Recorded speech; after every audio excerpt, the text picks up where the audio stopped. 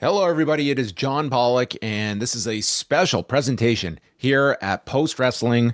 We're following in our lookbacks at WrestleMania and SummerSlam earlier this year. It is the history of the Survivor Series with the 39th edition of the show coming up this Saturday in San Diego, California. We're going to go back to the very inaugural show in 1987, and then we are going to go through all subsequent years, briefly discussing the history of the show in each consecutive year up until the present. So that is what is in store. If you're listening to this in audio form, you're going to get this all together. Video-wise, on our YouTube subscribers, this is probably going to be broken up because I am only one man that is tackling all of this. So we're going to go back, and again, it's just going to be, this is not going to be an exhaustive review of every single show, more so some of the highlights, business notes, and significance or insignificance of some of the shows. When you have 38, there are some important shows in the legacy of the Survivor Series. There are also a lot of very passable, skippable, and atrocious shows in that given history. We also have a stack of books here. So when called upon, I may be relying on some other perspectives here when it comes to some notable events in the history of the Survivor Series. But where are we going first? We are going to 1987, which in many ways would be considered right up there of the most dramatic of Survivor Series because of the implications that this had. Let's go back to 1987, and the WWF is pretty well thriving at this point. They are coming off the success of WrestleMania 3. They are the darlings of the pay-per-view industry.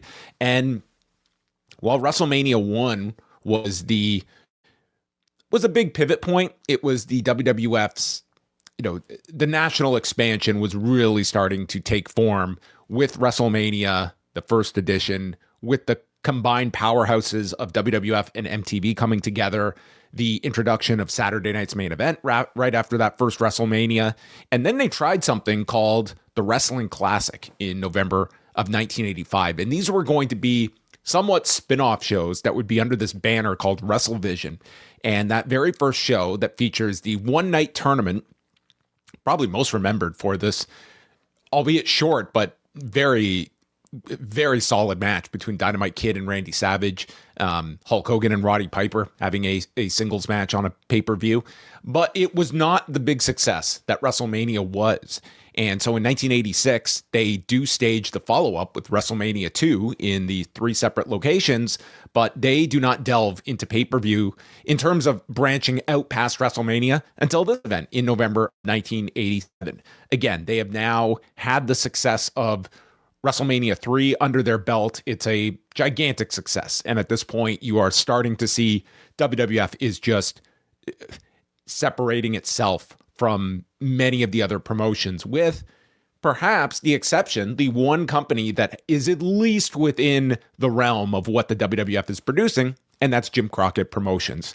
They are another company that has national penetration through the Superstation and have also been able to expand to pay-per-view. They have a number of big stars under their belt. It's a very different identity from the WWF, and their big event was Starrcade, and it was a Thanksgiving tradition before it was moved a month later.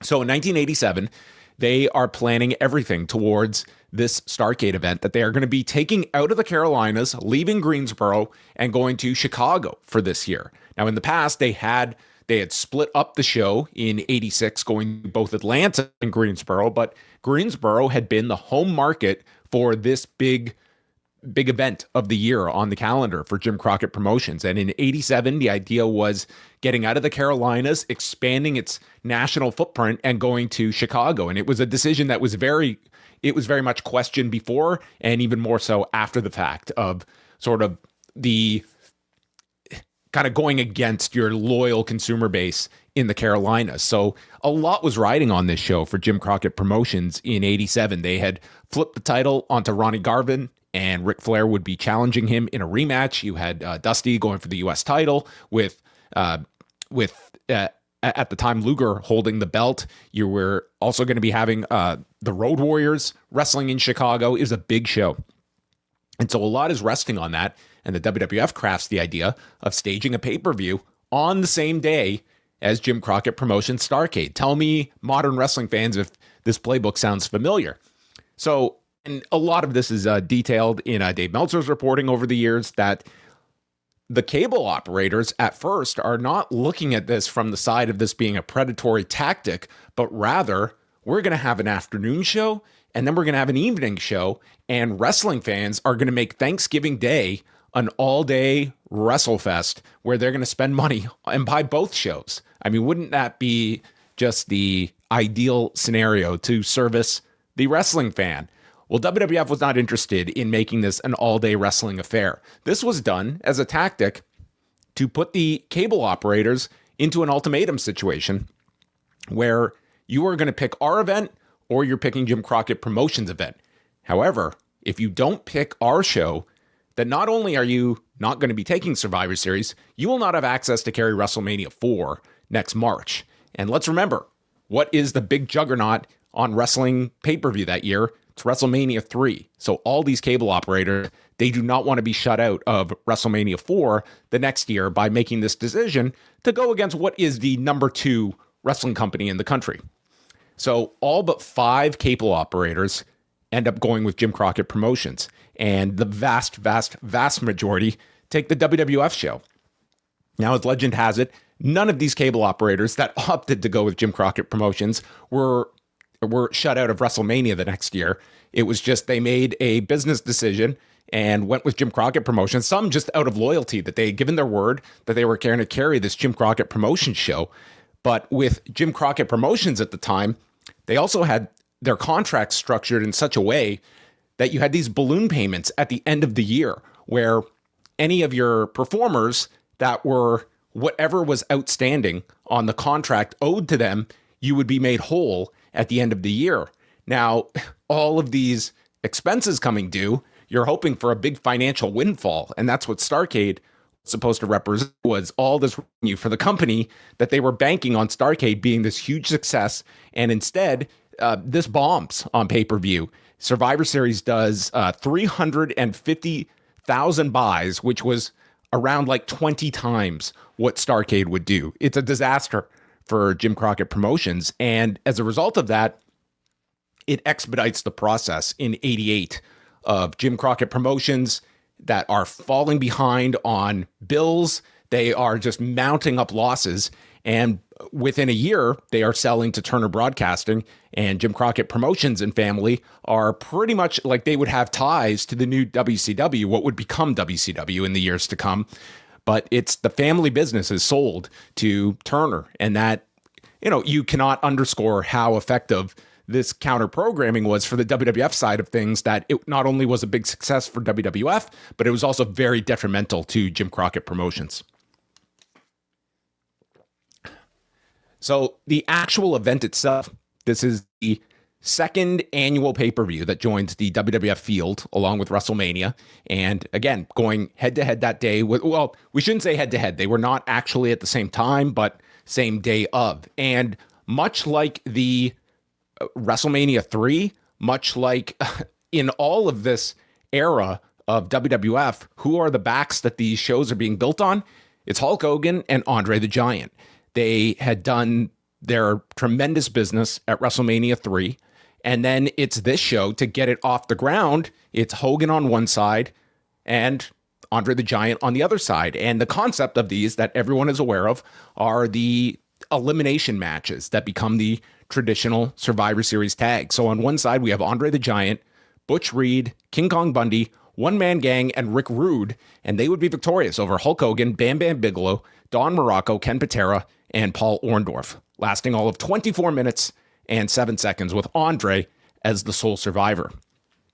And this would continue the WWF that as much as they got out of Andre in '87, and he's in many ways on his last legs physically, he was not on his last legs in terms of an attraction to wide audiences in this heel role alongside Bobby Heenan, and more importantly, opposite Hulk Hogan. Let's just look at 1988, and they continue this where they draw that incredible audience in the range of 30 million people for the main event in February of 1988. That sets up the rematch at WrestleMania 4 which again is built around Hogan and Andre meeting in the second round. And then fast forward, and how are they launching SummerSlam?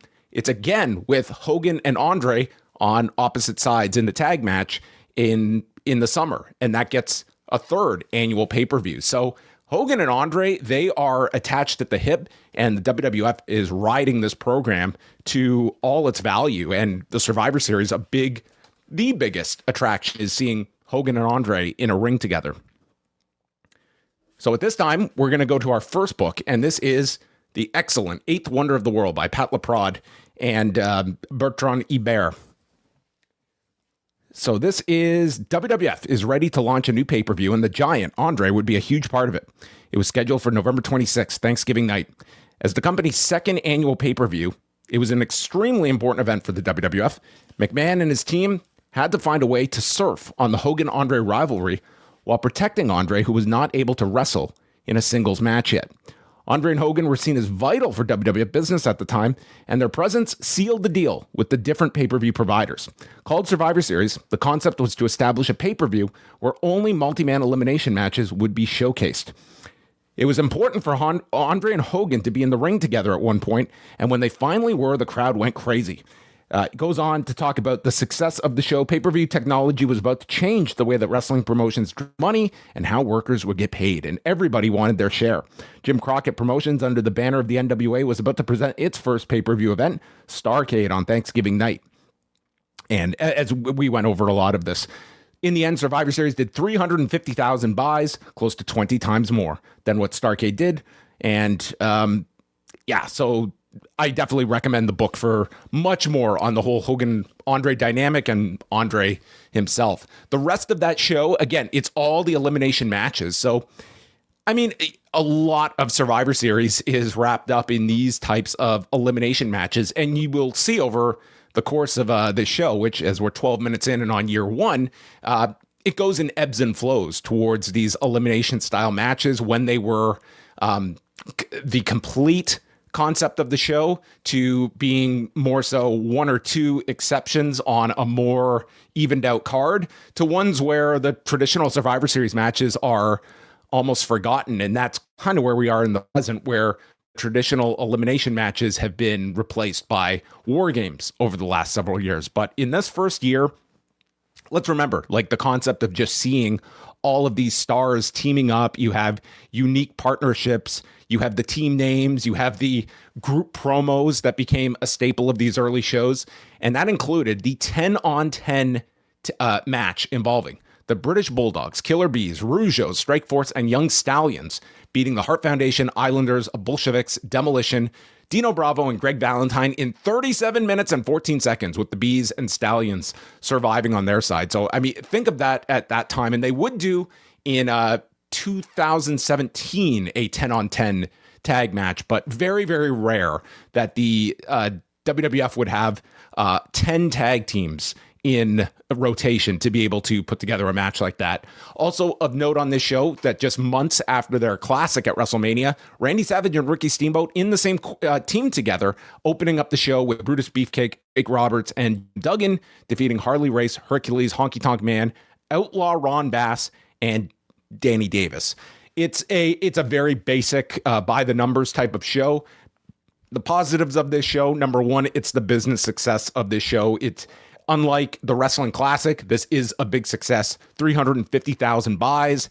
And it's, I mean, if you are the WWF, you have to be very happy about the result that this had on Jim Crockett Promotions. That was one of the many functions of this first show, and it achieved that in droves. This really did hurt Jim Crockett Promotions, and I would say that's the legacy more than anything else that happened in the ring on this very first show, going back to 1987. So the follow-up from there, we go to 1988, and this was returning. By the way, the first show in Richfield, Ohio, and that is where they returned in 1988 with the tagline, Teams of Five, Strive to Survive. And this would feature, this is at this point the reign of Randy Savage as champion after winning the tournament at WrestleMania 4, and Hulk Hogan kind of by his side. But at this point, you certainly see the evolution of the Mega Powers And then in early 89, doing the big split on Saturday night's main event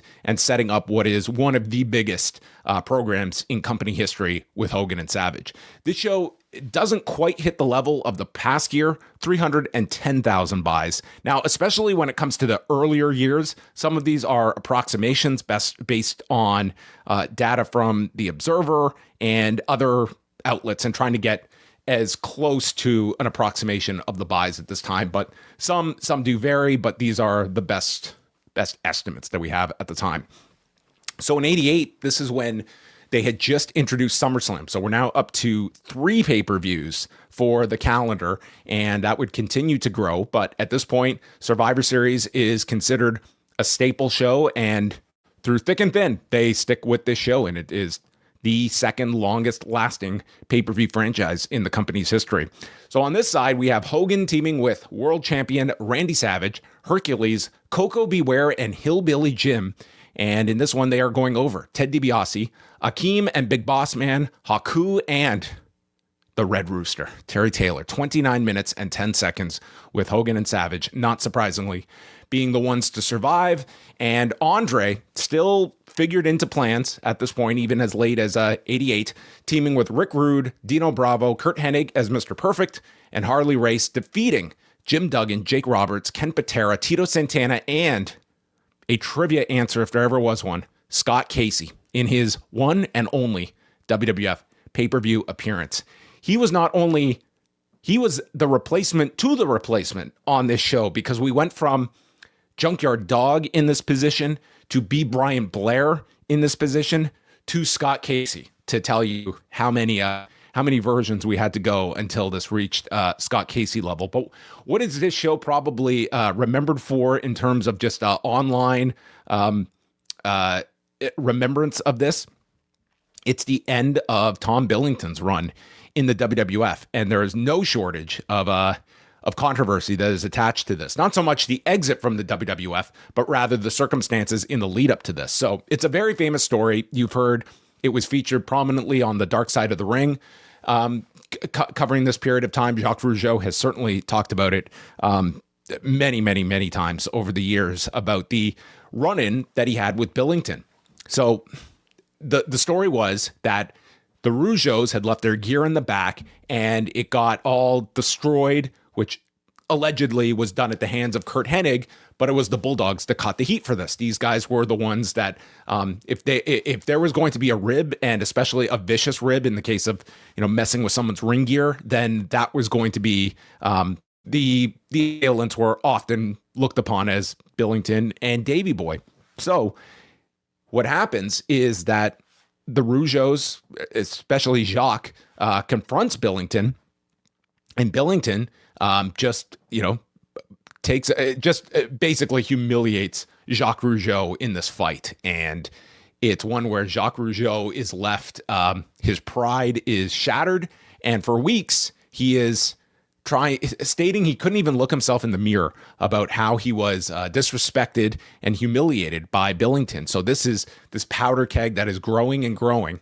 And then prior to Survivor Series, there's an incident where Jacques Rougeau gets his comeuppance on Billington, where he apparently has the stories have gone from brass knuckles to a roll of quarters, but obviously a weapon is involved. Sucker punches Billington, shatters his teeth, and just annihilates Billington in revenge for this, and pretty much trying to restore his pride after being attacked and beaten by Billington. And it's outlined in Dark Side of the Ring, the fact that Billington, here was this guy who, someone that obviously operated with a small man syndrome, and always had kind of that insecurity. And he's become the vicious bully of any locker room that he's part of.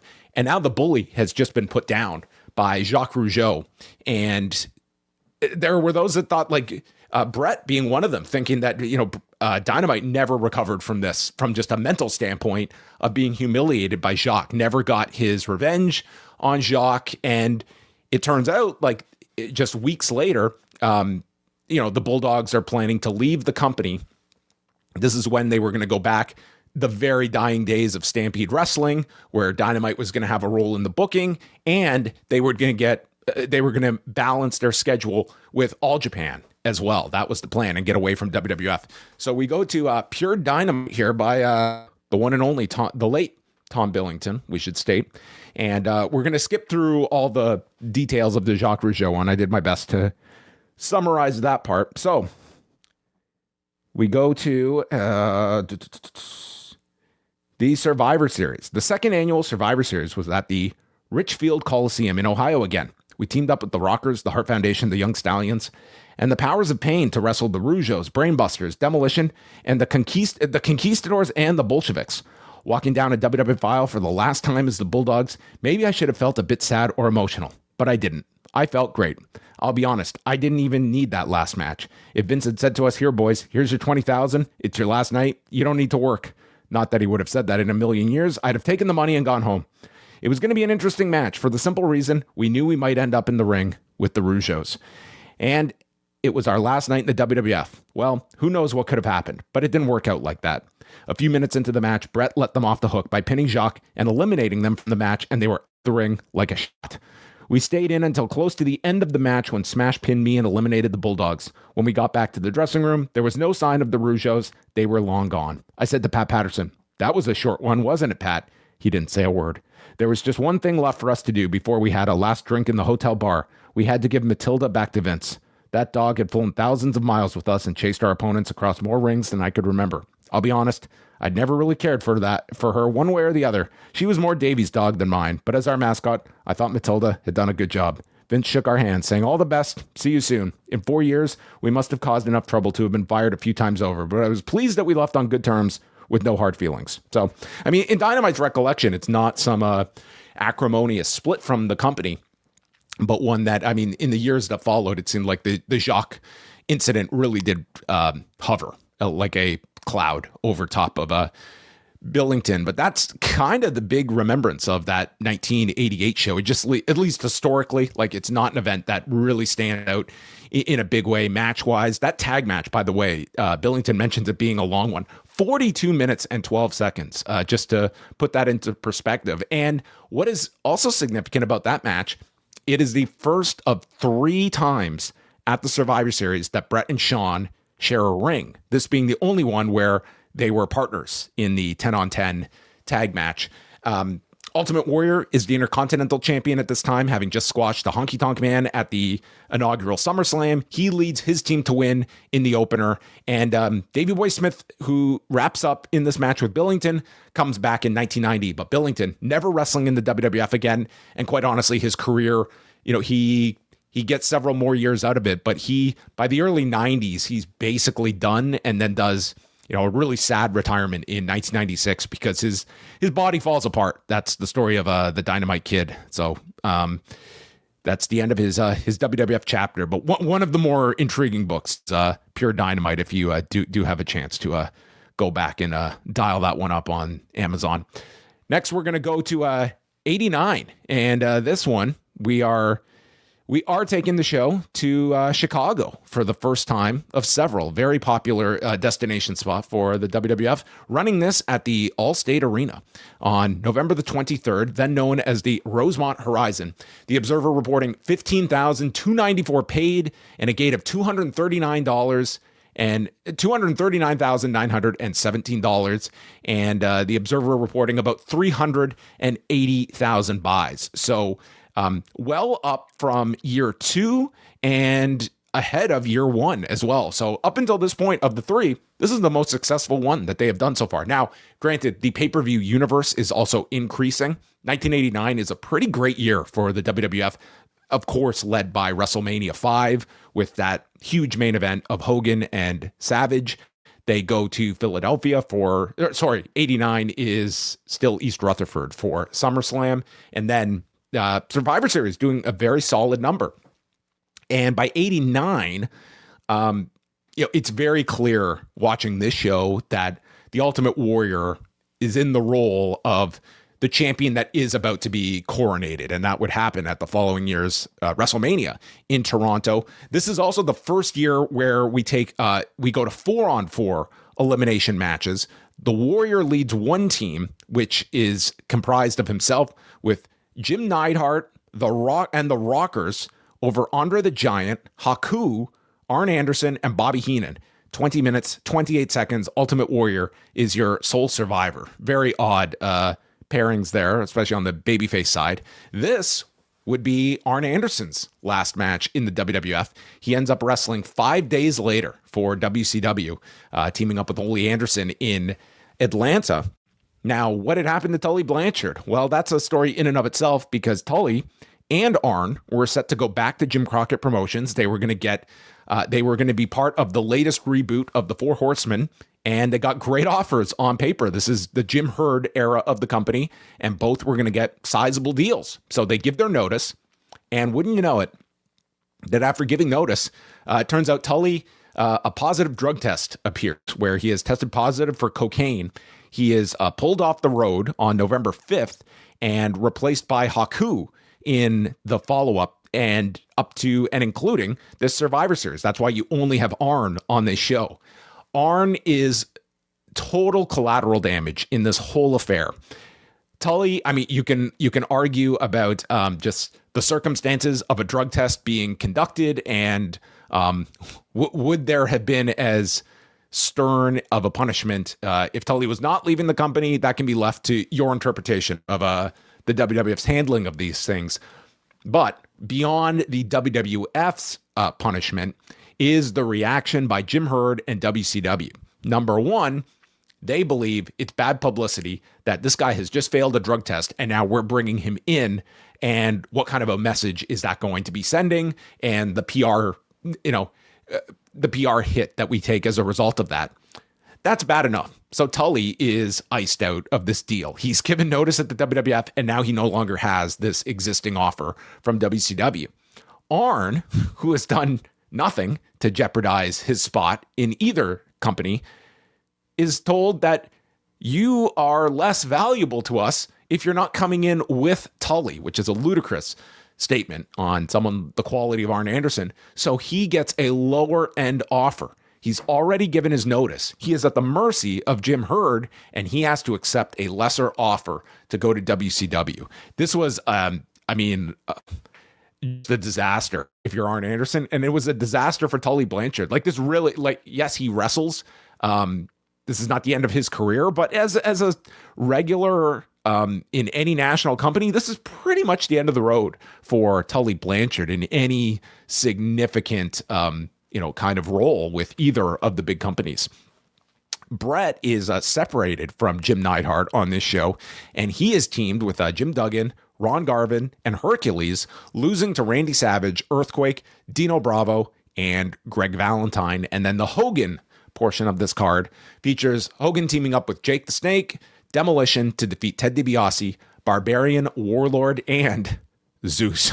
Zeus, who, as comical as he may look in retrospect, they did an outstanding job of this guy by being able to get a surprisingly great number of buys out of him in August. As I mentioned, 89 is a very underrated year for WWF business because of, just so many different factors, but you got a huge number out of WrestleMania. SummerSlam is one of the best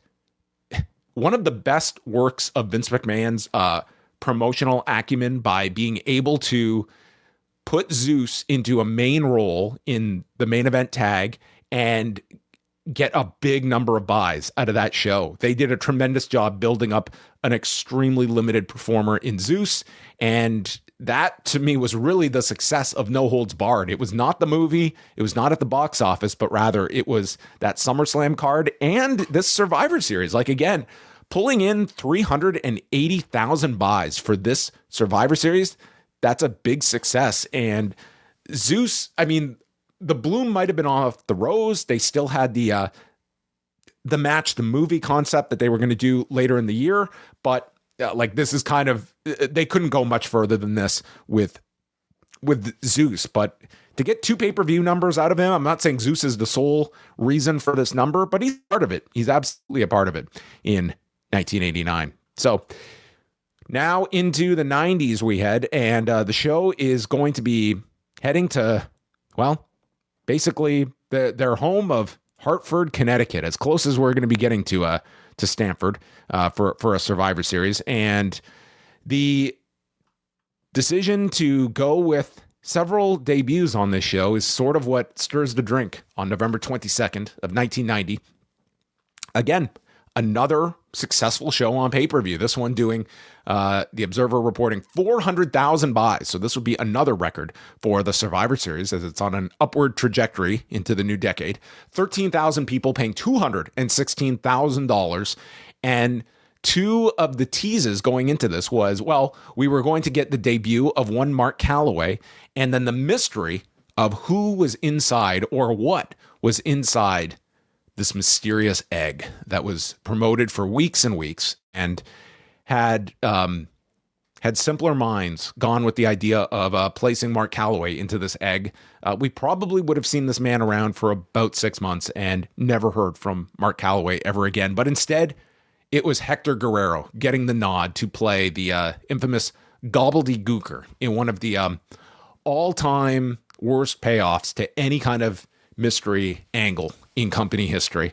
Everyone remembers this, the dance with Gene Okerlund, and just a horrid idea with an equally bad payoff. The only positive you can state is that nothing of consequence was, no career was truly sacrificed by this. Hector Guerrero became the answer to the trivia question of who played the gobbledygooker, but this was largely a stupid gimmick that at least did not harm the trajectory of any incoming talent. So it is the debut of The Undertaker that this show is largely remembered for, where he is introduced by Brother Love before the handoff to Paul Bearer and teaming with Ted DiBiase, Honky Tonk Man, Greg Valentine, going over Dusty Rhodes in what would be his final pay-per-view, at least wrestling for the company. He would come back later, of course, in a creative role a generation later, but this is right before he goes back, first to Florida and then to WCW. This is post Florida and right before he goes to the booking position in WCW in 91.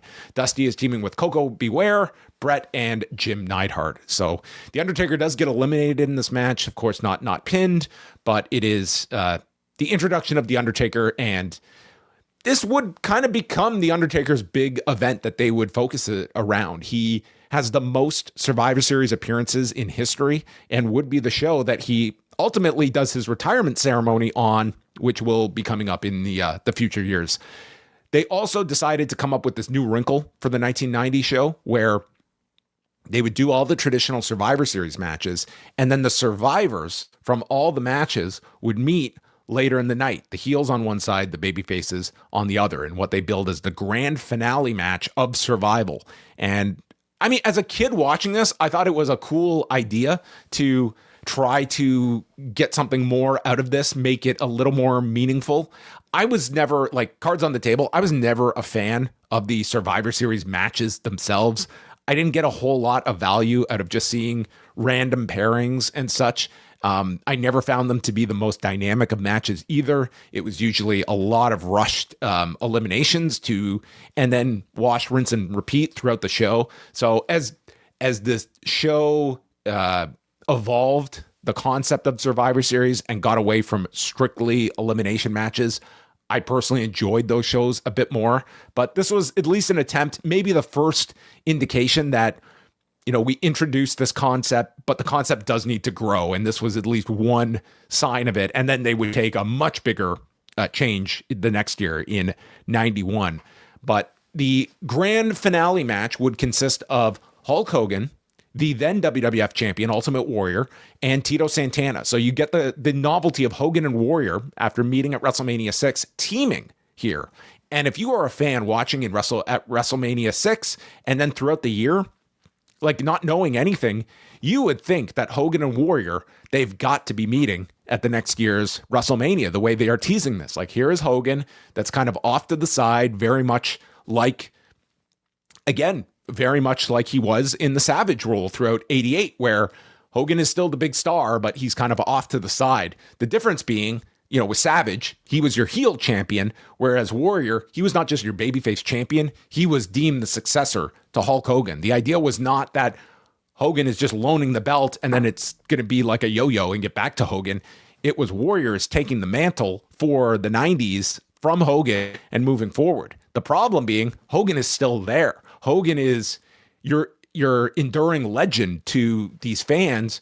And the post-match at WrestleMania 6, it really didn't do anything to extinguish his star power. In fact, it gave him that humbling quality to the fans that what a gentleman this Hulk Hogan is, and grabbed that spotlight. A very smart tactician in 1990 was Hulk Hogan. He would get the title back, but it wouldn't be from Warrior at WrestleMania 7. So it is Hogan, Warrior, and Tito, three baby faces, going up against Ted DiBiase, Rick Martel, the Warlord, Hercules, and Paul Roma, and they overcome the numbers disadvantage with Hogan and Warrior surviving on their side. They only do this for 9 minutes and 7 seconds. It is the second match of the night for all individuals, because earlier in the night, Hogan had teamed with Duggan, Bossman, and Tugboat, beating Earthquake, Dino Bravo, Haku, and Barbarian. Haku replacing Rick Rude, who had last wrestled October 26th and was not exactly happy about some of his pay, and also the fact that he was being advertised for house shows that he was injured and not able to participate in. So they were promoting Rick Rude in all these towns and therefore selling tickets off his name, but not paying him for anything. So Rick Rude is like, you can't have it both ways, where you're advertising me because there's a value to you, the company, off my name, but then I'm not receiving any of the pay that you are in theory benefiting off of my name for. So that was the end of Rick Rude during that chapter before he would return in 97. And then the Warrior had teamed with Legion of Doom and Texas Tornado, defeating Mr. Perfect and all three members of Demolition, Axe, Smash, and Crush in 14 minutes and 20 seconds. Slaughter is involved in a match where he is disqualified, and that gives Tito Santana the win in his match, and Tito gets to join Hogan and Warrior, and this is priming Slaughter, because at the next pay-per-view, the Royal Rumble, it's Slaughter going over Warrior for the WWF title. So let's remember, in November of 1990, the threat of the Gulf War is looming, and Slaughter is the big Iraqi sympathizer at this time. And Undertaker would end up, of course, being the big memory of this show, and then 30 years later, retiring at said Survivor Series. So that's kind of the memory of 1990 in Hartford. The Gobbledygooker and The Undertaker, along with the grand finale. We're going now to 1991, and we have the gravest challenge for Hulk Hogan, as he would be defending his championship, won at WrestleMania 7, and this time he is defending the title at the Survivor Series. This would be the first time that they would put a championship match on the Survivor Series card. And this is interesting. So they felt the need, despite the buys, like as we're looking here, and this was kind of eye-opening to me at how well 89 and 90 did. You're coming off the two biggest buys, number of buys for the Survivor Series, and they felt, we've got to build up this card more. We're going to have the traditional Survivor Series, but now we're going to add a championship match onto the card as well. And what happens is the buys go down fairly dramatically. Prior, the show had been priced at $22.50. In 1991, it increases to $24.95. So you do have a $2.45 increase to the cost, but the buys, now a lot of places have reported 300,000 buys for this show, which this is one where there is a discrepancy, but it doesn't matter. It still underlines the point. It's way down. We're talking a drop of 100,000 buys from 1990 to 1991. It tells you about the popularity of WWF in 1991. Even though there was a lot of interesting programming in, especially the second half of 91, popularity has gone down fairly dramatically. Hulk Hogan is back in the role of the champion, and it's tough because we kind of did the baton handoff to Warrior, and now we're kind of going back to, we're going back to the person that we thought was in the rear view, but now he's being tasked with leading things again, and it's sort of, there is some of the bloom off the rose. Like, we are not in peak Hulkamania years at this time.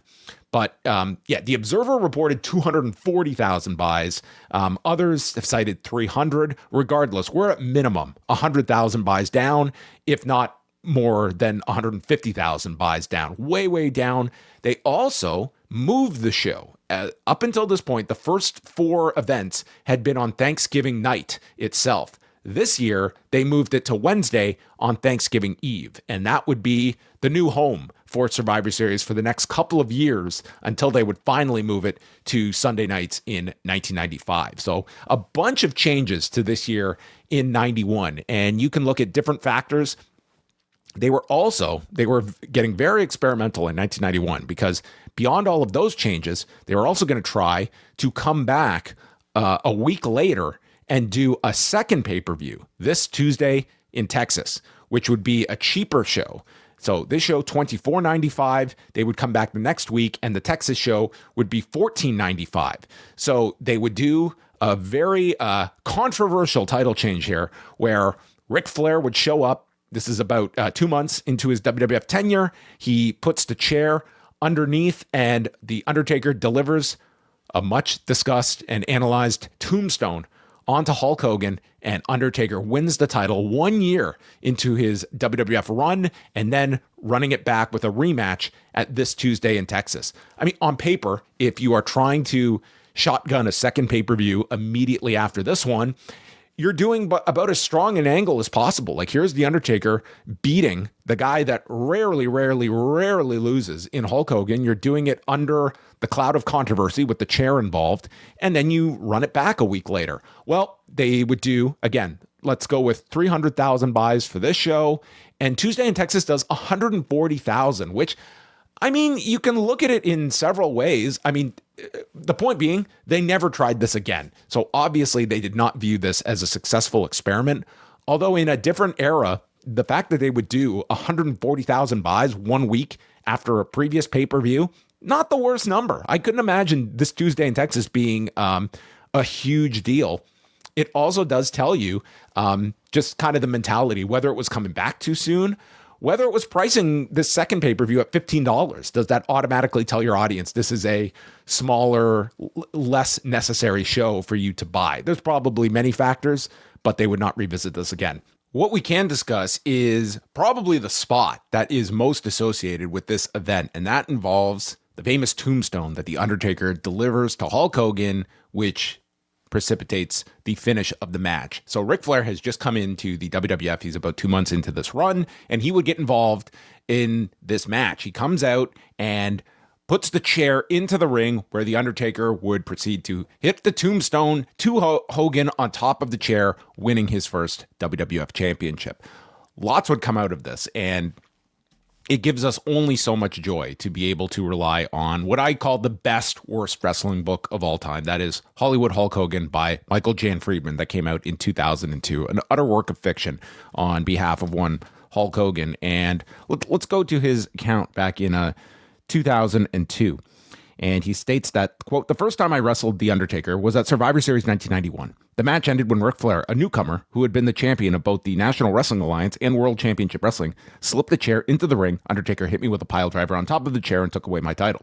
He also screwed up my neck something fierce. It wasn't his fault. He took care of me and made sure my head didn't hit the mat. But the jolt of my neck being stretched like that sent me right to the hospital. I was in there for a couple of days. Everyone wanted to fuse the discs of my neck together, but I decided against it. It would be years before I got all the feeling back in my arms. But 6 days later, I was wrestling Undertaker again in a special pay-per-view rematch called Tuesday in Texas because Ric Flair's interference had made the title null and void. I won the title back at that match."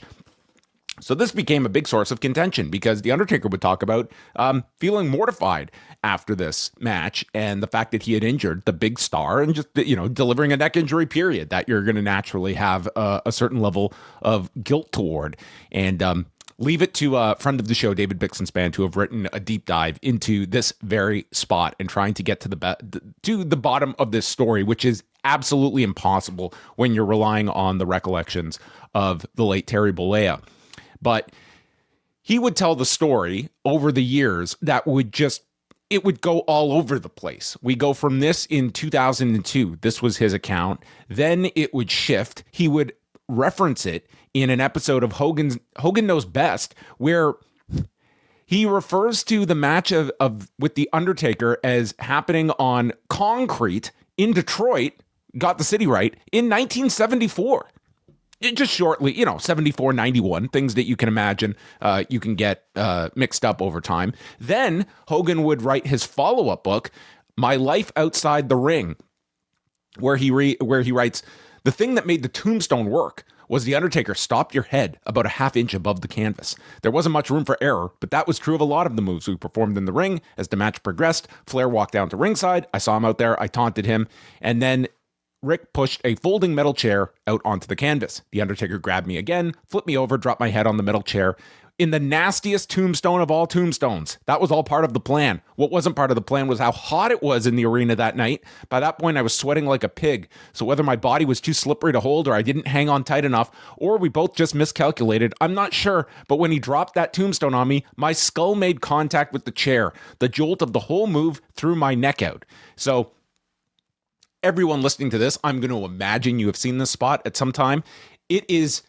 It appears to the naked eye to be one of the most safe tombstones that you have ever seen. Undertaker totally protects the neck of Hogan. There is no contact with the top of this chair. And from there, you are left to believe that Hulk Hogan, did he sustain some kind of discomfort here, enough that he was hurt? It's very possible. The consistency is here that he had some kind of injury coming out of this, but it has shifted so many times from Hogan to a point where he was even under a deposition that Vince McMahon got the answers to in this case when he was involved in a deposition involving his malpractice suit against Laser Spine Institute, where they bring up his book and being injured in this match. So let's go to that, because this is where Hogan is actually under deposition and actually does have to maintain a level of truthfulness. So in the deposition, the person asks, in 1991, you had written that in November of 1991, The Undertaker nearly put you in the grave by dropping your head on a metal chair in the nastiest tombstone of all tombstones, and that your neck, calves, shoulder, biceps, triceps, forearms, everything went numb. Hogan, did I write that, you're asking? Yes, sir. I don't recall writing. I could have. Is that a true statement of what happened in 1991? Not completely. What's inaccurate about it? My trap muscles went numb, and my shoulders went numb. That's the best of my recollection now. I don't remember calves and everything else going numb. I just remember my traps went numb because my neck was hurt. Back to the question, did you write that the repercussions for you physically of The Undertaker's tombstone in 1991 have never gone away, and you still can't feel anything as of 2009 in the tips of your fingers? You have trouble tying your bandanas and you have trouble buttoning shirts. Hogan, a lot of that's changed. I got my hands burned very severely by a radiator, and for whatever reason, the scars on my hands from the burns, a lot of the feeling came back in my fingertips. I don't know if it's new nerves or whatever, but that has changed, thank God, as of recently because of getting my hands burned. When did that occur? About a year ago. And you attribute this to the incident with the burning of a radiator. Yeah. So what in God's name happened to Hulk Hogan's body in 1991? I would typically reserve this that only one person knows, that being Terry Bollea. I don't think this guy knows what happened in November of 1991 or in 1974 for that matter, much less trying to get to the bottom of this story. But I have learned that if you have severe nerve damage, getting multiple degree burns from a radiator could create new nerves that end up being your ticket to full healing. An absolutely bonkers story that I think at the end of it, you just roll your eyes if you're The Undertaker, because based on his perception of this story, it was miscast guilt that he had placed upon himself in 1991. But there you go, the story of Hulk Hogan and Undertaker, who then revisit a program in 2002, a very memorable one. So that was the 1991 Survivor Series. As we said, 300,000 buys. The Observer reporting 240,000 buys. Whether that was, that's in the range of what we have. It's the first Survivor Series at the Joe Louis Arena, which would be a venue they would return the event to 8 years later in 1999. So then we are going to move back over to 1992. And this particular pay-per-view was a very interesting one because we have the original poster up here with Randy Savage and the Ultimate Warrior teaming up against Razor Ramon and Ric Flair. as well as Big Boss Man against Nails in a nightstick match.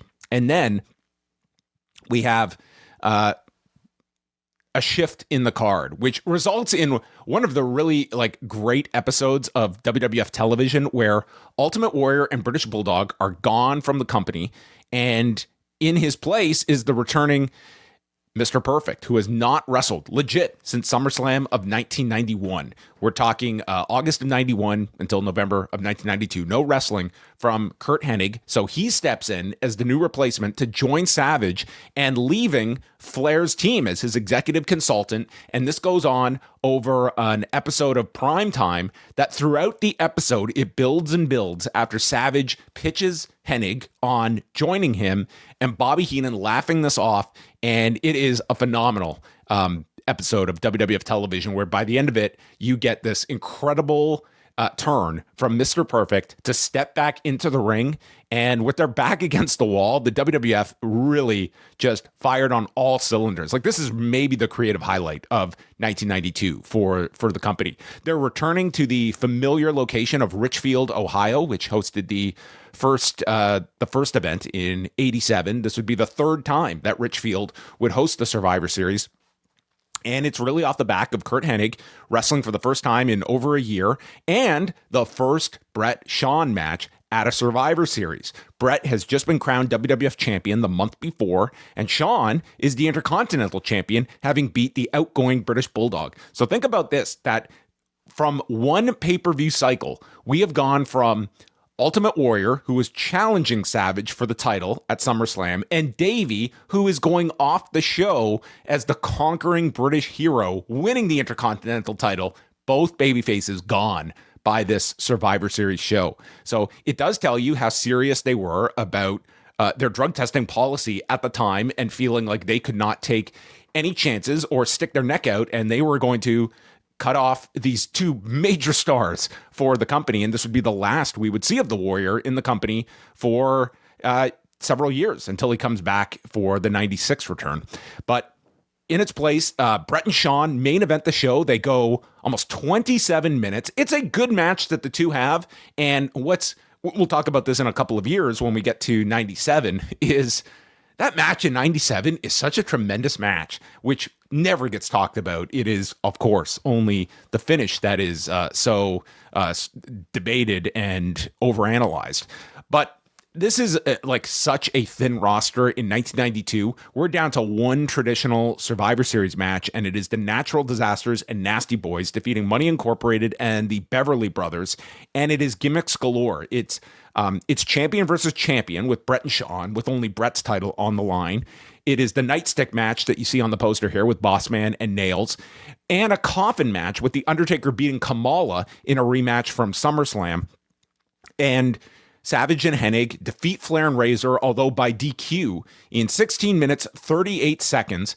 And it sets up Razor really as the guy that they are priming to be Bret's next opponent. And it's funny because the way I interviewed Bret a number of years ago, and he had outlined where things were going to be going for him and Razor not being that plan at the Rumble. I'm trying to remember which event was which, but there was a plan for Bret to face Ultimate Warrior, and Jake would also be in the mix as well as potential opponents for him. Now, Jake is gone at WrestleMania 8. I'm trying to remember this.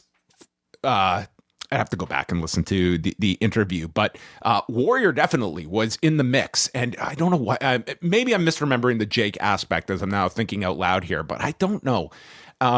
Regardless, Razor Ramon was not always in that position, but he ends up, of course, challenging Bret at the Rumble, and then with Hogan's return, you get the title flip at WrestleMania. The rest of this card also features Yokozuna squashing Virgil. Of course, he's in line for the gargantuan push coming in 93, where he would win the Rumble, then gets the title briefly at Mania, and then fully becomes champion at King of the Ring the next year, and becomes the top heel in the company. This is not a great pay-per-view. It does 250,000 buys. It's the lowest of the year in 1992, and It is, well, depending on the source, down from 1991. And sort of at this point, you're starting to see Survivor Series morph away from all of the traditional Survivor Series matches. As I mentioned, we're down to one in 92, and they'd get back to it in 1993 with more of the traditional Survivor Series matches.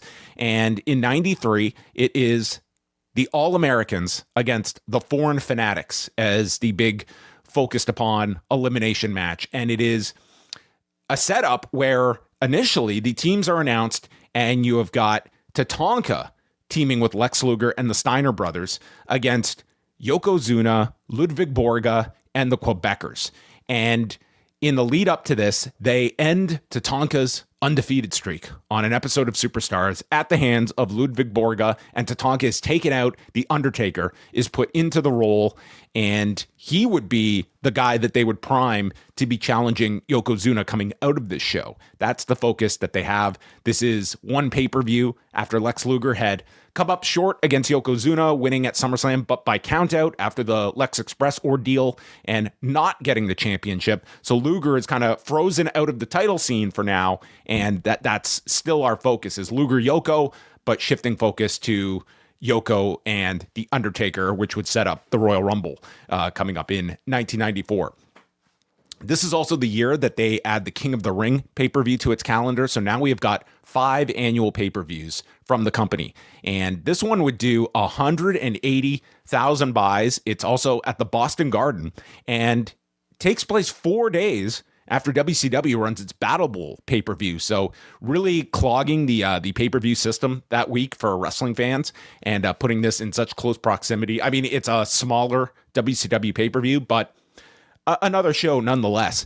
The big standout on this show, it's the match involving the Hart family against Shawn Michaels and the Mysterious Knights. This had its own changes behind it because this is when Jerry Lawler is facing his charges in Memphis over the rape allegation, and he is removed from television by the WWF, and they throw Shawn Michaels into the mix. So this really made no sense. It was just leaning on the Brett Shawn program from like a year prior, but with like none of the heat because so much of this had been Brett and Lawler all year long that they had been feuding. And this was, Lawler getting his comeuppance against the Hart family that he's been insulting for months and months, with Stu in the corner as well that they had here. So it's Brett with Owen, Bruce, and Keith against Shawn Michaels and the Mysterious Knights of Greg Valentine, Jeff Gaylord, and Barry Horowitz. And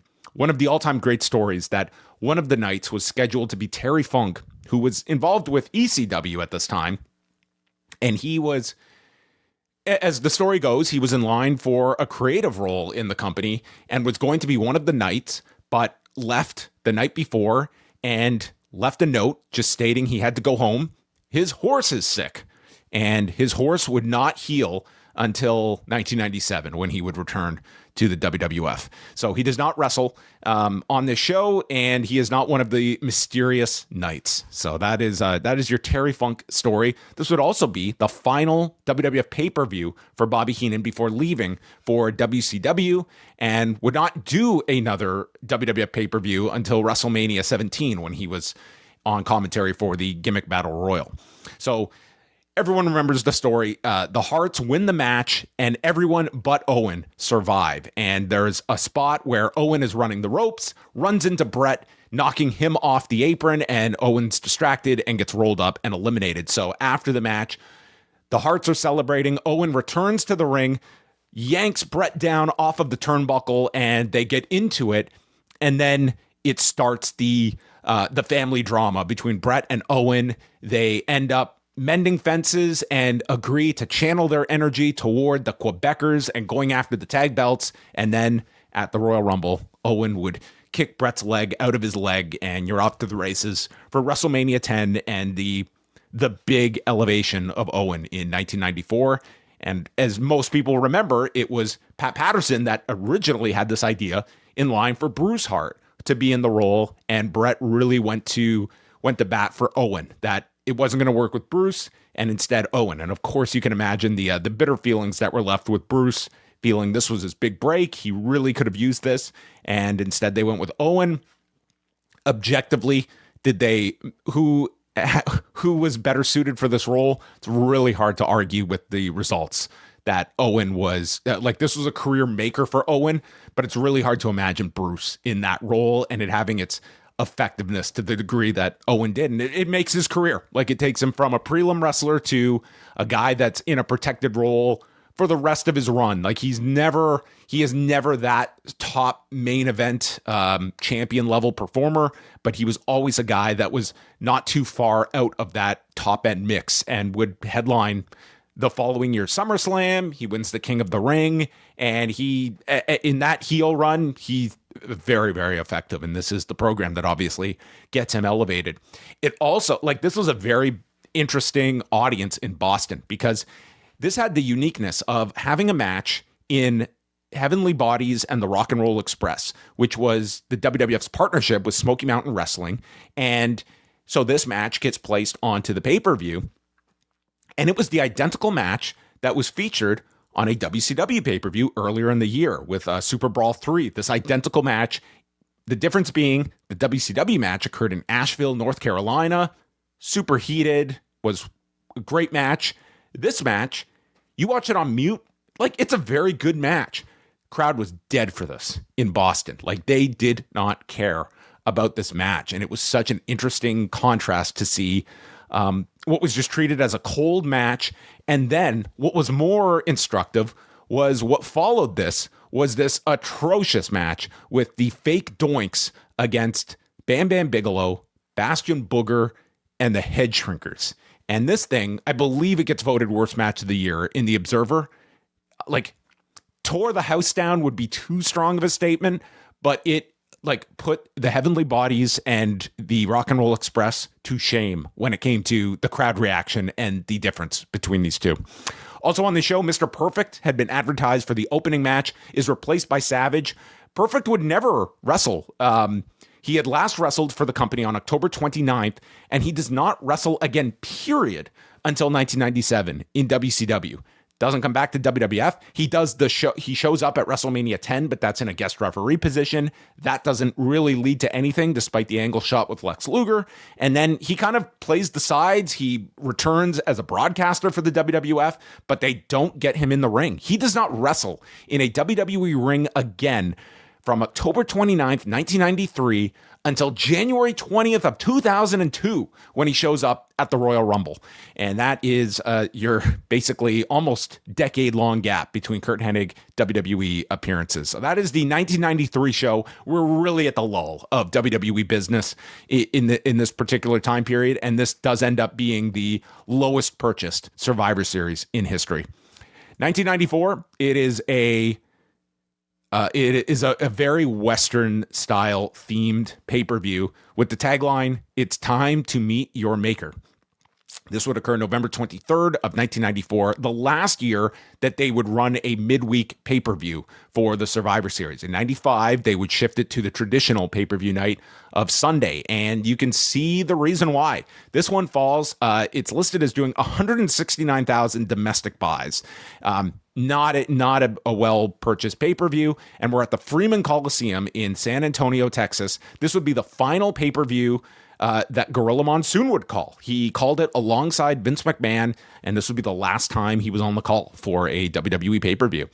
It features The Undertaker going over Yokozuna in a casket match with Chuck Norris as the special enforcer in 15 minutes and 24 seconds. This is after The Undertaker was murdered by Yokozuna and company at the Royal Rumble.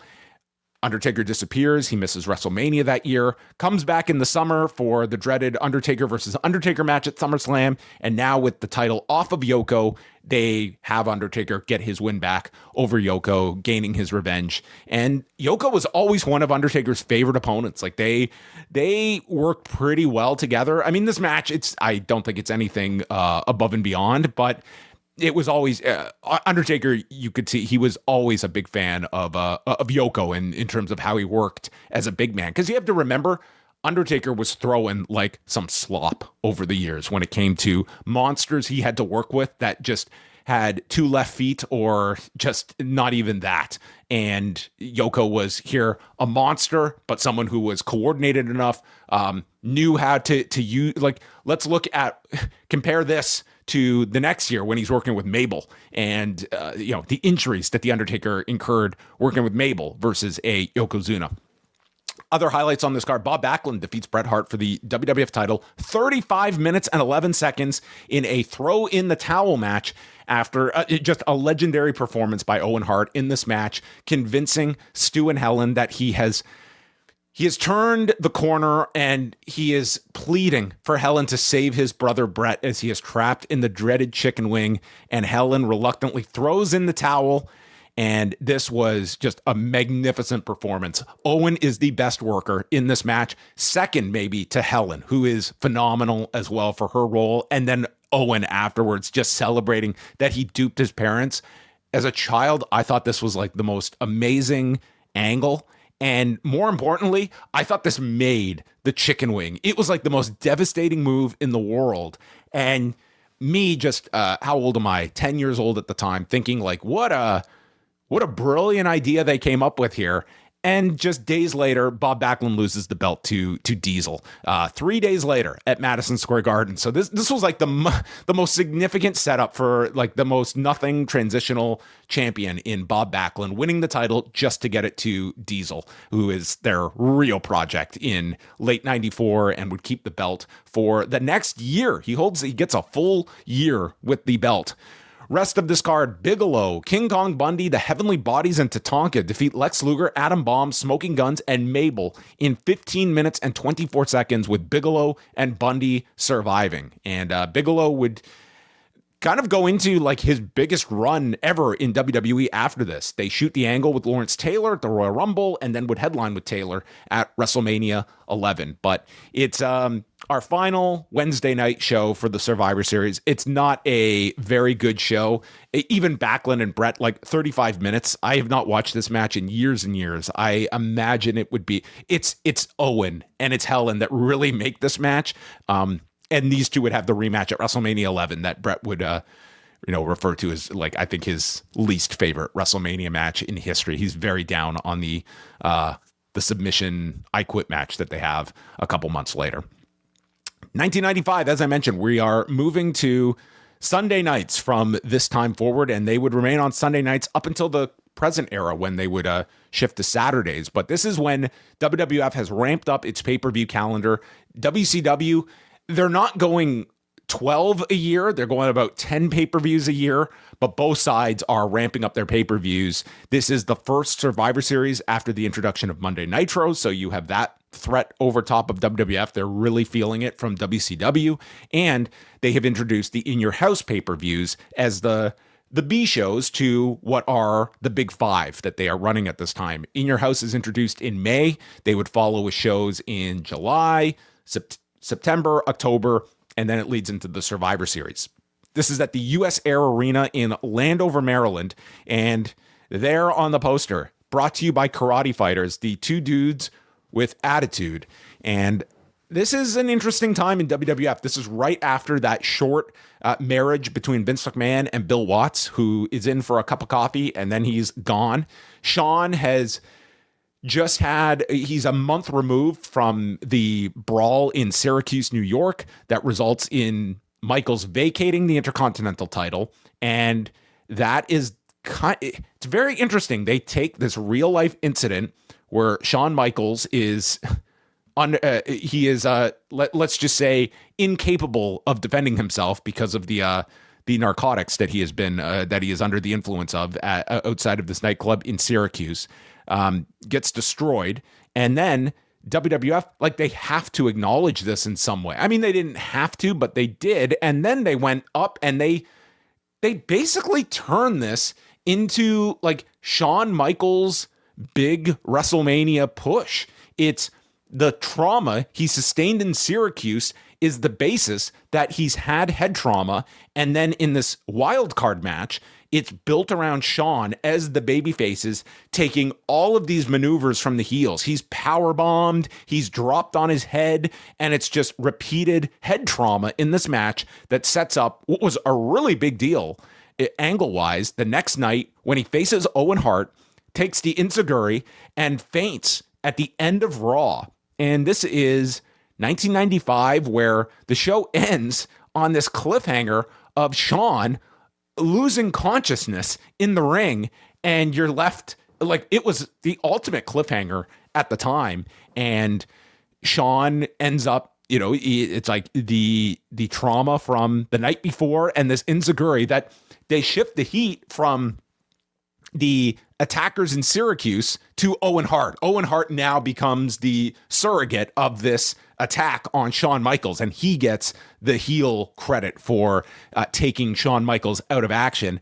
And then they do the big comeback at the Royal Rumble, Shawn winning and off to the races to WrestleMania. But this is the show that they really do turn the heat up on the Shawn Michaels babyface story for the lead up to WrestleMania. And it's honestly, like, we just reviewed this not all that long ago for an episode of Rewind Away that you can check out in the archives. It's a pretty good show, and you can just look at the lineups here, and it's a very underrated period of the depth of the WWF at this time. They're also working with All Japan Women, so you get a match like Bertha Faye, Aja Kong, Tomoko Watanabe and Linus Asuka against Alundra Blaze, Kyoko Inoue, Saki Hasagawa, and Chaparita Asari. They only get 10 minutes for a traditional Survivor Series match, and it's Aja Kong going over, pinning the women's champion Alundra Blaze. But Aja Kong would work the next 2 nights of TV tapings, and then they never use her again. And of course, famously, they drop Alundra Blaze as champion, and then she goes to WCW in December with the championship. Very famous angle. Everyone knows the story there with Alundra Blaze. But you're watching this, and this was like, it's a fun match to watch and just see how strong they put Aja Kong over. Like, obviously, they had the idea of grooming her for a championship match with Blaze, but they would never get there. And they just ultimately dropped the women's division and really do not bring it back until the Attitude Era, when you have Sable and Jacqueline as the focal points of whatever you want to constitute was the women's division of 1998 and then going into 99. But the rest of this card, I mean, you have the wild card match, which was a cool idea at the time. This is when Gorilla Monsoon has been installed as the fan-friendly WWF president, and he's coming up with all these like fan service type of decisions, like putting Shawn and Razor Ramon back together for the ladder match, the ladder rematch at SummerSlam in Pittsburgh back in August, and then coming up with new concepts. And this was one of them, where you got the heels and the baby faces teaming up. So you had Shawn with Ahmed Johnson, who is just arrived and is getting the big push as one of their big baby faces that they are cultivating, teaming with the Bulldog and Sid against Yokozuna, Owen Hart, Razor Ramon, and Dean Douglas. They get over 27 minutes. It's a really fun match. And the undercard of this show, like, you had some really great talent on your undercard. This is a very underrated Survivor Series. Unfortunately, it's not a big success. 135,000 buys, so we're hitting another low all time for WWF pay-per-views, and certainly looking at where the state of things were with like so much pay-per-view product at this time between WCW and WWF.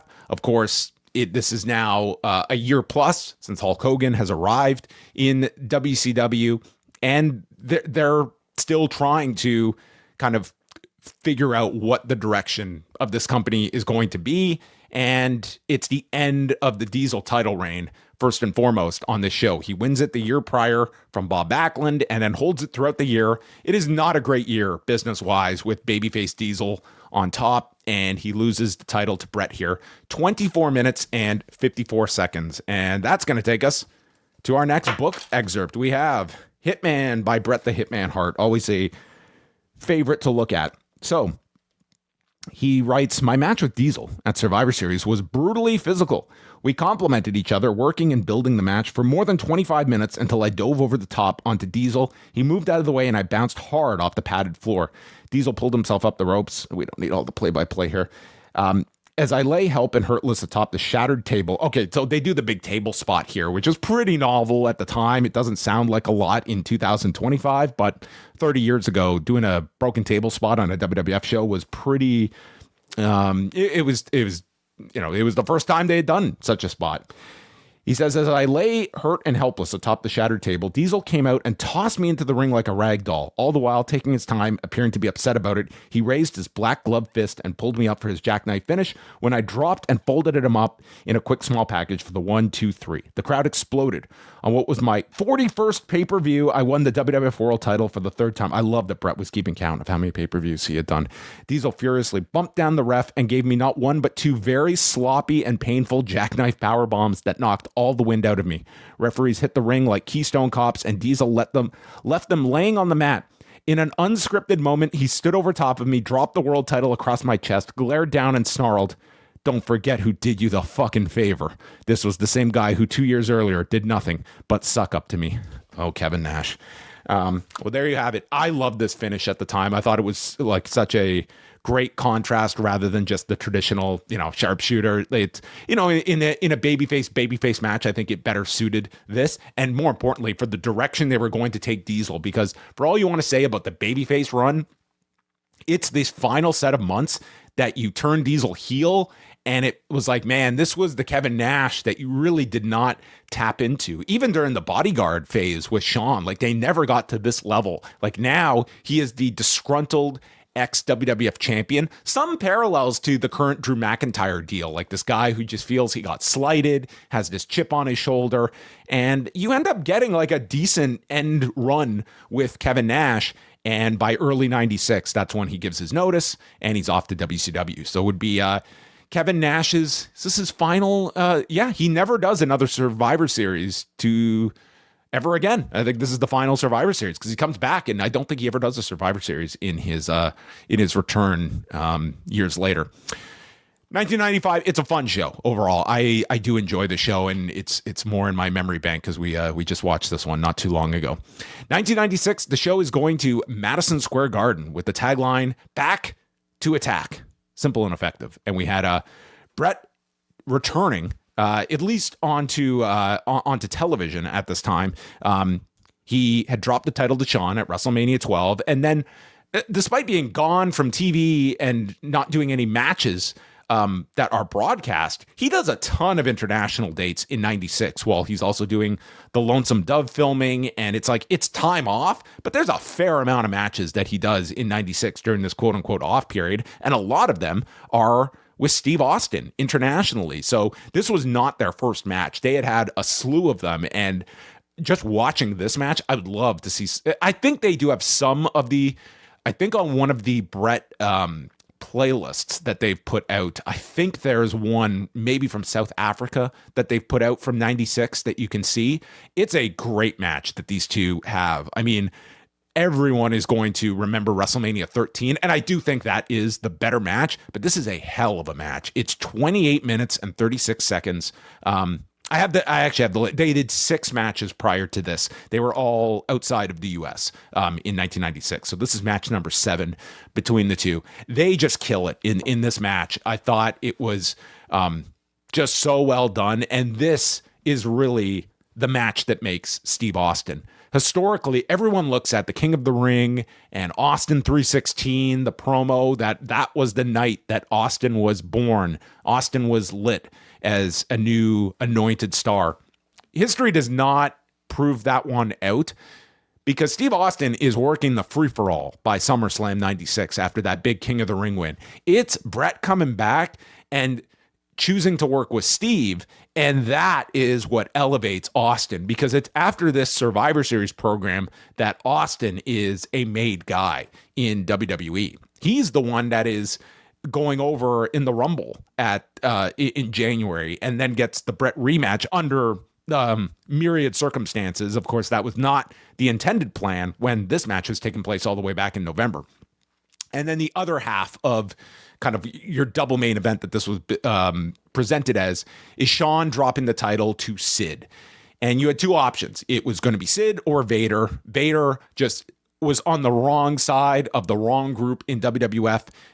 Everyone remembers the match with Shawn at SummerSlam, where Shawn just kind of throws a fit over Vader at a point in the midpoint. So, I mean, this was not to say like just a transition, but like this was done for the intended purposes of we're going to San Antonio at the Alamo Dome in January, and Shawn would be much more effective chasing for the belt rather than doing another big title defense in San Antonio. So Michaels loses the belt under the circumstances of Jose Lothario basically teasing that this guy's having a heart attack after getting struck in the chest by a camera by Sid. And Sid, who is a monster babyface to this New York audience, wins with the power bomb. And, you know, Sid was treated like the biggest star on this show. I mean, this is one of Sid's big shining moments. And this, I would say, is like the big period of Sid's at least WWE career. Like you can go back to like 1990 in WCW, and you know he has a good run there. But this is the period. Like he wins the title, he goes over Shawn, he beats Brett at the December In Your House pay-per-view, and then drops the belt back to Shawn in January. But has a it's 2 months where it kind of establishes Sid as the heel in WWE. Also on this card, it is The Undertaker defeating Mankind. This is their 4th pay-per-view match of the year. And not even going back to the beginning of the year. Since June, they worked the King of the Ring together. They worked the Boiler Room Brawl at SummerSlam. Then it's the Buried Alive match in October, and they come back with it in November. This one felt like one too many for these two. Like they did have great chemistry, but this was really pushing things. And of course, it is also the on-screen debut of Rocky Maivia, who ends up being the sole survivor in his match where he teams with Jake Roberts, Mark Merrow, and Barry Windham, the Stalker, beating Crush, Goldust, Jerry Lawler, and Triple H in 23 minutes, 44 seconds. So a lot of a lot of interesting trivia notes on this show. They also did a Hall of Fame ceremony the night before. They induct Vince McMahon Sr., Pat Patterson, Baron Michael Scicluna, Captain Lou Albano, the Valiant Brothers, Killer Kowalski, Johnny Rods, and Jimmy Snuka, who would then show up as a surprise participant on the pay-per-view the next night, teaming with Yokozuna, Savio Vega, and Flash Funk against Vader, Farouk, and the Fake Razor and Fake Diesel. It would also be their last Hall of Fame class until 2004, for WrestleMania 20, also taking place at Madison Square Garden. This show does 160,000 buys, so not much better. Well, it's up from 135, so at least 95 represents the bottoming out period, and we would see increases over the next few years because 1997 is obviously going to be a major year of Survivor Series history, and then it's into the boom period. So we're going to talk about 1997, and this is not going to be a dissertation on the finish in Montreal, but it is gang rules. Again, karate fighters all on board for this pay-per-view, as we would get our first non-U.S. Survivor Series event taking place in Montreal at the former Molson Center, now the Bell Center, and the first of 3 Survivor Series in Canada, following up Toronto in 2016 and Vancouver last year in 2024. This show does 284,000 buys. It's the most bought Survivor Series since 1991, and it's the most bought WWF pay-per-view of the year. This is the one time that Survivor Series beat WrestleMania in terms of buys, and you have to equate that to Shawn and Brett. As much as these two do not get a whole lot of credit for business metrics during their WWF peaks in the mid-90s, this was certainly one sign that this was a really hot match that this audience was salivating for. Like, this is not breaking the bank, 284,000 buys. It's like WCW is owning them in 1997. But this is at least an indicator that all of the, like, it's generally accepted that WWF was putting on some great television in 1997, at least in the main event, and the Brett Shawn stuff was really cutting through. I mean, you had Austin at this time, you had the whole Hart Foundation deal wrestling in the US, then bouncing back and forth with Canada. You had a great dynamic. There are several characters that are starting to catch on, but this is the first, to me, real indicator of something that clicked. And pardon the pun, obviously. in the lead up to this, especially in Canada, like this was not just confined to like internet chat rooms that Brett is on his way out. Like this is becoming decent, like mainstream news in Canada, because you have places like Off the Record, TSN's show that was hosted by Michael Landsberg, that became sort of just a home for these sit down wrestling interviews. And one of their earliest guests is Bret Hart, and discussing like whether or not he was leaving at the time. And Bret was kind of being coy going into this, but this was a story in Canada, and it was certainly a story among those that are, of course, reading the Torch or the Observer at that point. So you had that aspect to it, and frankly, like they had held off on this match for long enough that it was a big deal that they were finally getting these two in the ring. And what resulted was one of the most famous matches of the modern era in professional wrestling. It has been discussed to death. I literally have nothing in me more to add to this, but Shawn Michaels leaves as WWF champion, and it would be Bret's final appearance in the WWF until January of, you know what? I should correct myself. It would be his last in-arena appearance until January of 2010, but it is Vince McMahon, well, first he does the Hall of Fame. He does come back for the Hall of Fame in 2006, but refuses to go and appear in front of the crowd at WrestleMania the next night in Chicago.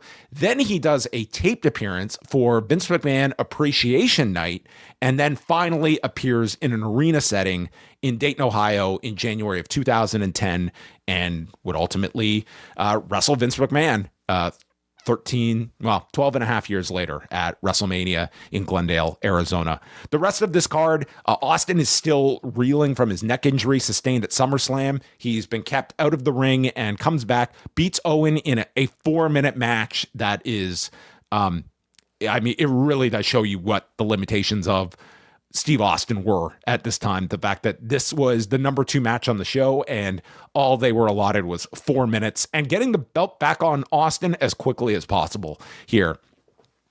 I always found a kick out of this, that we had Team Canada of non-Canadians, Jim Neidhart, Davey Boy Smith, Doug Furness, and Phil LaFawn, defeating Team USA of Vader, Goldust, Mark Merrow, and Steve Blackman. Bulldog being the sole survivor, and also Bulldog's last match, because he would leave the company, and man, was he sort of just, he has to pay a penalty to get out of his contract. He also fucks up his knee worse than it already was in the backstage brawl that occurs where he's holding back Bret. So this guy comes out of this. He reportedly gets dinged for 6 figures to get out of his contract. His knee is messed up. He goes to WCW, where, it's a terrible run for him in 1998. Before you get to the injury, where it's the freakiest of freak injuries, where he lands on a hidden trap door at the Fall Brawl event the next year for the Warriors entrance, messes up his back, contracts staph. Like, he's in the worst of ways, gets fired while he's injured. It's just a disaster of a WCW run for Bulldog. Not to mention the fact the drug issues he is undergoing. He looks just like another human in this era as well. It's just such a contrast, where he goes from like one of the hottest angles in wrestling in 1997. He has that incredible heated match with Shawn at the one night only event in Birmingham. And then it's out of the WWF into WCW. And it's, Bulldog is just sort of caught in the crossfires here, but a lot of problems that would continue. And then 2 years later, he is back in the WWF. But that is Survivor Series 1997. The most I can dedicate to a match and a show that has been given ample amounts of discussion over the years. And it feels like a whole different company 1 year later when it is Survivor Series Deadly Game. So 1 year before, they're doing 200, what is the number here? 284,000 buys. 1 year later, 506,000 buys. So we are well into the boom period, and this is off the back of Steve Austin, who has lit business on fire in 1998. He wins the championship at WrestleMania from Shawn, and then it is vacated in September. And from there, they build a whole pay-per-view in October around the idea that it's going to be Undertaker and Kane with Austin as the guest referee to determine the champion. You don't get a decision there, so then a tournament is set up for the Survivor Series at the Kiel Center in St. Louis, and the winner will take the championship, and the promise that there will be a champion. This is the most this is a pay-per-view that has like a lot of different opinions to them. I wouldn't say there's any really great wrestling matches on this show, but booking wise, they tried to do a lot in this. In this period of November of 1998, it is very evident that The Rock is coming on like a storm. It's really not in 96, like that's his introduction, but 98 is, I mean, that is his crowning year as the guy that breaks through and is going to realize all the potential that was thrust upon him 2 years prior that the audience really was not buying into. But this ends up being The Rock is kind of just, he's coming up to that Austin level, about to shatter through the ceiling as a babyface. So what do? They end up shifting him heel and winning the championship with the help of the corporation, and our first of many, many, many odes to Montreal, where he defeats Mankind after wins over the Big Boss Man, Ken Shamrock, and The Undertaker. It is the first of 4 straight pay-per-views between Dwayne Johnson and Mick Foley, which would feature the two rematching at Rock Bottom, rematching at the Royal Rumble, rematching at Halftime Heat at the end of January, and then facing off at St. Valentine's Day Massacre in February, and doing another match the night after that pay-per-view. And then finally, Rock is off to face Austin at WrestleMania 15. So this tournament, it is all booked with these kind of, The Rock is sort of lucking his way past each opponent. He catches the Boss Man in 3 seconds. He intercepts a nightstick to beat Ken Shamrock. Then he beats The Undertaker by DQ. And it's like all these little things that add up to the corporation backing The Rock and screwing Mick Foley in the match, in the main event. And that is sort of how you get to the ending here. What's interesting is the fact that you have the contrast of Mick Foley participating in this like so obvious play off of Montreal. I mean, that it's not even a wink and a nod. It's like just in your face that's exactly what they are doing here. They are repeating the Montreal finish. And here it was a year ago that Mick Foley was one of the few that was so appalled by the decision to screw Brett that Mick Foley actually does not come to work the next day, does not show up. And it's eventually, he obviously does return to WWF, but he was one of the guys that was so upset about what they did to Brett. And here it is a year later, and it's sort of, hey, it's part of the business, and that is ultimately what they what they go with. So we'll go to Mick Foley's book here, his first one, Have a Nice Day, and we talk about the final match of the tournament with the Federation title hanging in the balance, pitted me against The Rock. By virtue of his charisma, good looks, endless stream of catchy phrases, and 2 big moves, The Rock was riding a huge wave of momentum and popularity into the finals. One of the 2 moves, the People's Elbow, was the most ludicrous thing I'd ever seen in any form of entertainment, but its effect on a crowd was phenomenal. Momentum and popularity aside, I had to be considered the heavy favorite going in due to my close relationship with Dad. Dad being a euphemism for Vince McMahon. And let's just skim towards it. This is a lot of play-by-play of the match. It was about time for things to get screwy. The Rock looked at Vince and gave him the people's eyebrow, the same facial gesture that Lee Majors had used so well throughout his career. Vince nodded and shot his version of the arched brow back. The Rock then calmly stepped between my legs, crossed them with my right foot hooked between his biceps and armpit. He turned me over, and Vince frantically called for the bell. I had not been in the sharpshooter for more than 2 seconds, and the match was over. Vince hugged The Rock and proclaimed him the new corporate champion. In a complete reworking of Bret Hart's Survivor Series screwjob ending, I had now been screwed. Somehow Vince had managed to take last year's real-life situation and turn it into the most creative finish of the year. Immediately, The Rock became the most hated man in the company, and my popularity took off. I was entering into the territory that only Austin had previously had access to. I was about to get my hands on the McMahons. Of course, over the next several weeks, I wreaked havoc on Vince, Shane, and the corporate stooges. I beat up Vince in a parking lot, destroyed Patterson and Briscoe. I had the honor of giving Shane a beating in his first professional match, which was very good for what it was. Okay, so he goes on here, but yeah, it's very interesting to look at. This is not something like Mick Foley had any reservations about this. And to be quite frank, this is kind of the kickoff to taking Mick Foley to that next level as a babyface. Like throughout 1998, he's in a very tough spot. He is the quickly turned heel coming out of WrestleMania to be Austin's first opponent, which is always a tough role to take on the newly installed babyface champion. And they get 2 pay-per-views out of that in the Dude Love character. Of course, he goes through Hell in a Cell. That's a pretty defining match of his career.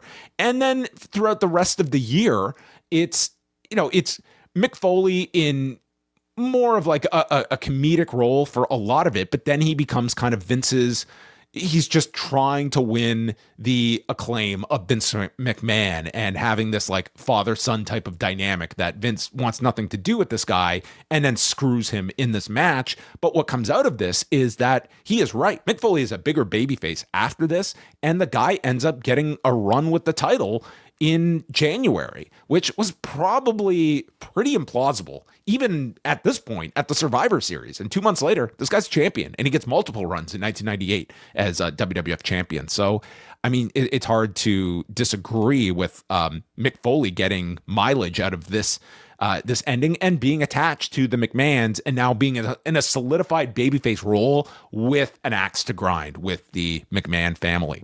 And we also get Shane turning on Steve Austin at this point, realigning with Vince, and of course, Dwayne Gill becoming the mystery opponent for Mankind and going all of 30 seconds. So that is Survivor Series 1998, but this is when like WWF, they're really, to be honest, like WCW and WWF are doing outstanding by late 1998. It's very much a creative iceberg that WCW appears to have crashed into, and that would only intensify with the Starrcade 98 finish with Goldberg and Kevin Nash, and then the one finger poke of doom in early January. But in 98, like both companies are doing really outstanding business, but one would go up in 1999 and one would go south. And that takes us to the Survivor Series 1999, returning to Detroit, Michigan at Joe Louis Arena. And oh man, I remember this show sucked. It was so bad.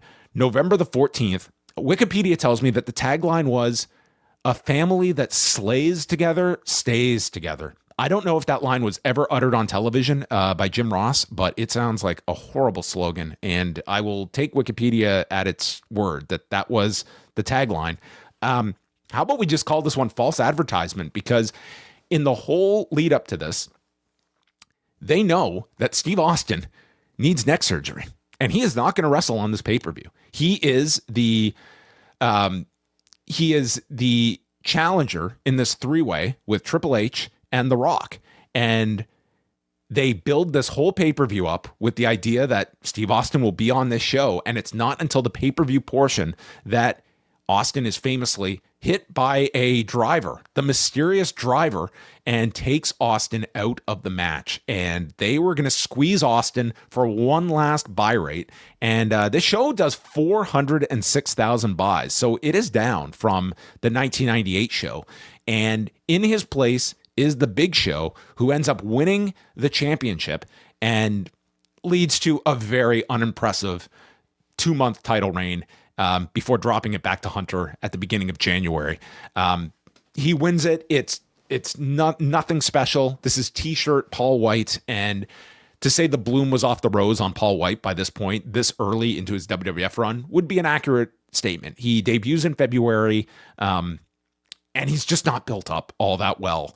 And this kind of just felt like all the poor booking that we had thrown at this guy throughout the year, it can all be reversed by just putting the belt on him. And that was not the case. I mean, by the next pay-per-view, he's working a 3-minute title match with Big Boss Man, and the real main event is Hunter and Vince on the Armageddon show. And by the first Raw of 2000, he drops the belt back to Hunter. Like, it's just such a token reign that Big Show gets that is just basically, hey, we're putting the replacement over and giving everyone a happy ending, and they were not ready to put the belt on The Rock because he was going to be the big one chasing Hunter in 2000. And it is, at the time in November of 99, you're wondering like, man, Austin is going for neck surgery. Who knows how long this guy's going to be out for? And is this going to affect business? and they had The Rock ready. And they had a great opponent in Hunter, and those two really do carry business in 2000. And you also shored up your mid card in a significant way in 2000. Like, you look at this undercard, like, this shows you, like, despite how popular 1999 was, it certainly wasn't off of the incredible wrestling you were getting on these cards. You had super over characters, but wrestling wise, like, this 1999 show is dreadful at points. I mean, you have the Big Show in a handicap match beating the Big Boss Man, Albert, Midian, and Viscera in a minute 24, which sounds like it's a minute 24 too long. Deborah, Moolah, Mae Young, and Tori beating Jacqueline, Ivory, Luna, and Terry in a minute 52. It's China retaining the IC belt over Chris Jericho. Kane and X-Pac wrestle to a DQ. I just remember this being a terrible show and not one of the standout Survivor Series in history. It's kind of remembered for Big Show winning the title, the bait and switch with Austin, and it's also Kurt Angle's debut, beating Shawn Stasiak in 5 minutes and 57 seconds. And within a year, this guy is defending the WWF Championship in 2000. The rules have changed. Get a bit of another redo of the Survivor Series logo. This kind of looks like a steering wheel on a ship. We have the return of Steve Austin. So he comes back in September as to appear on the Unforgiven show. They were very smart. He's out for most of 2000, at least like the first half of 2000. He does an appearance at Backlash. They get like a buy rate out of that. Then they pump up his return appearance at Unforgiven. Then they promote his first match back for the October pay-per-view with Rikishi. And then he gets to take on the real assailant. First, it's Rikishi. That's the driver. Then it's revealed the mastermind is Triple H. And that leads us to the Survivor Series in Tampa, Florida at the Ice Palace on November 19th. And this show does 400,000 buys. So slightly, it's basically a wash with the prior year.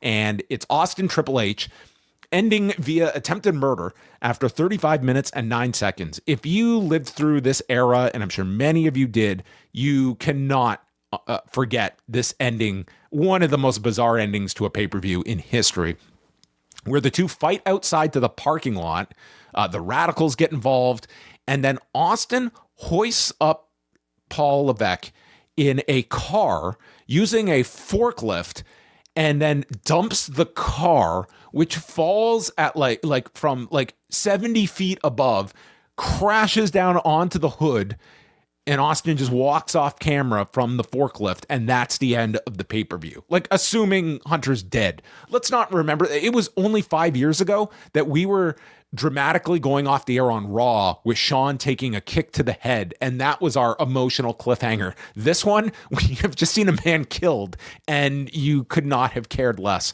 about the outcome of this.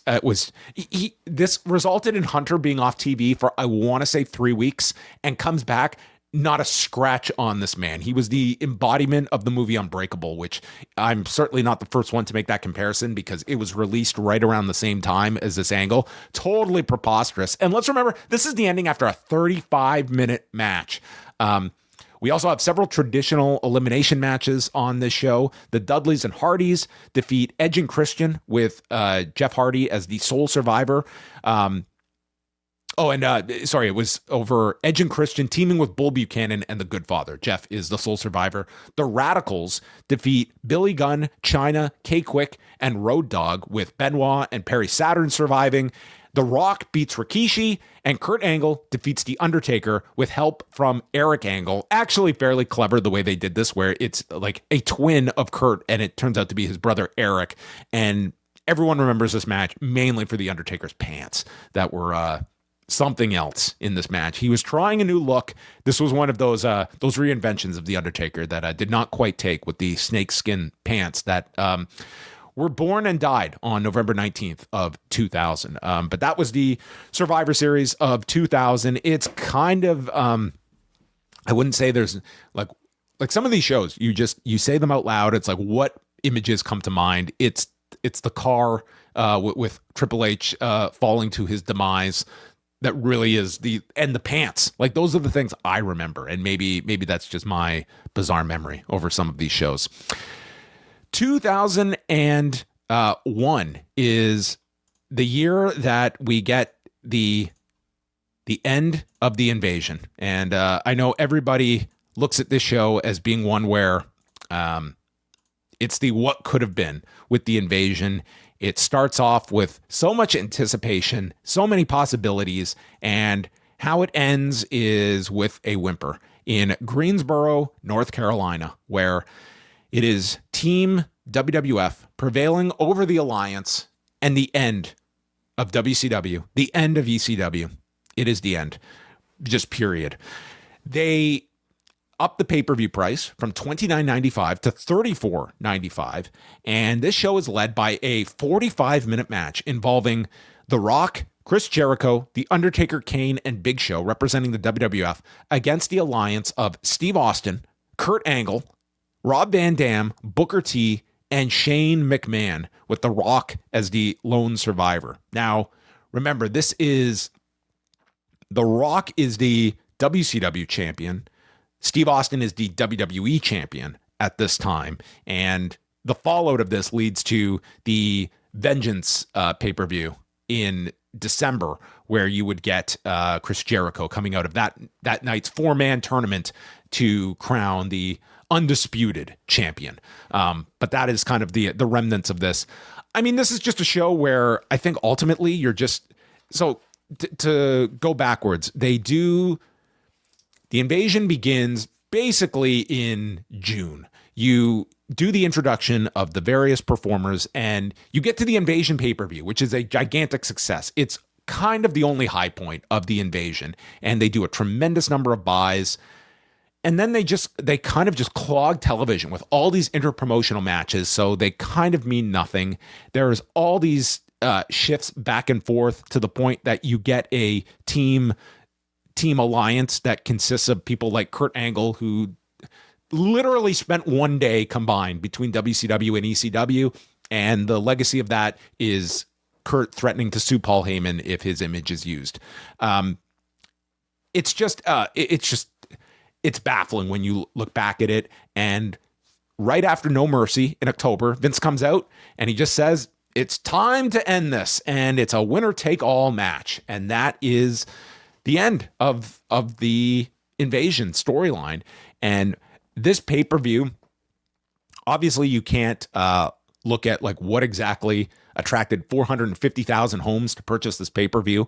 But if there was a go-home promo that was going to make a difference in people's interest, it is certainly reserved for Paul Heyman with Vince McMahon on the SmackDown leading into this show. That is a all-timer from Paul Heyman, going through all of his issues with Vince McMahon Sr., how his ECW was the impetus for the Attitude Era, and he helped make Vince McMahon the success that he was. It's a tremendous promo, and they went down swinging, at least with this promo, to try and conjure interest in this storyline.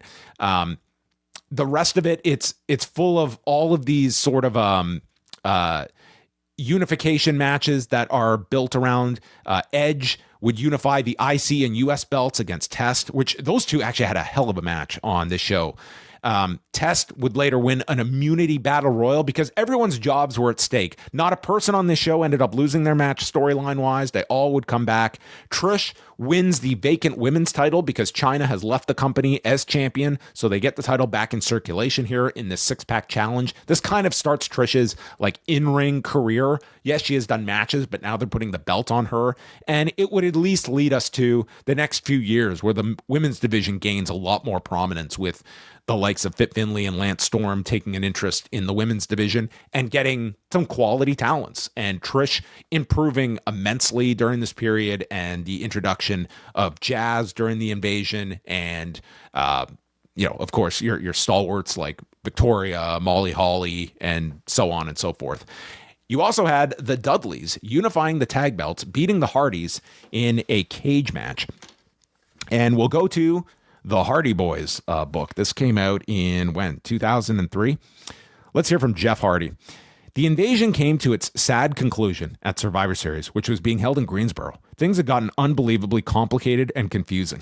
We spent a couple of weeks as the WCW Tag Champs while the Dudleys, who were in the Alliance, don't forget, held the WWE titles. After the Dudleys lost their titles to The Rock and Chris Jericho, we lost our WCW championships to the Dudleys. Got it?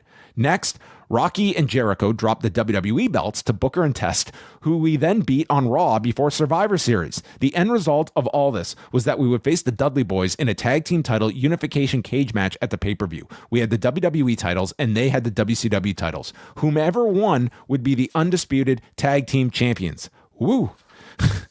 To Matt, well, let's stay with Jeff here, because this book, if you've not read the Hardys book, it's basically like a transcript of like Matt to Jeff on all these stories. Jeff says, in the end, I think we blew the invasion. It's so sad because once it happened, there was no going back and doing it again. The invasion was something that had only existed in wrestling fans' dreams, and when it became a reality, it turned out to be a colossal letdown. Let us remember, this was a WWE authorized book in 2003.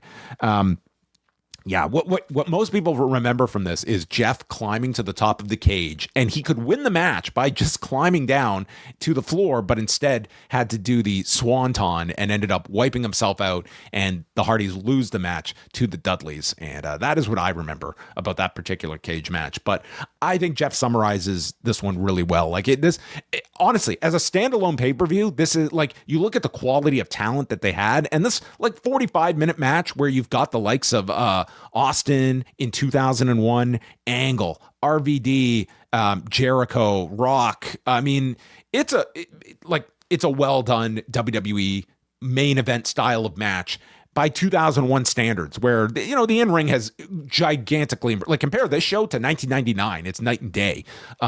So up and down this card, like, you get some very good performances here. Edge and Test is one that to me really stood out. Those two just had a bizarre chemistry together that really worked well.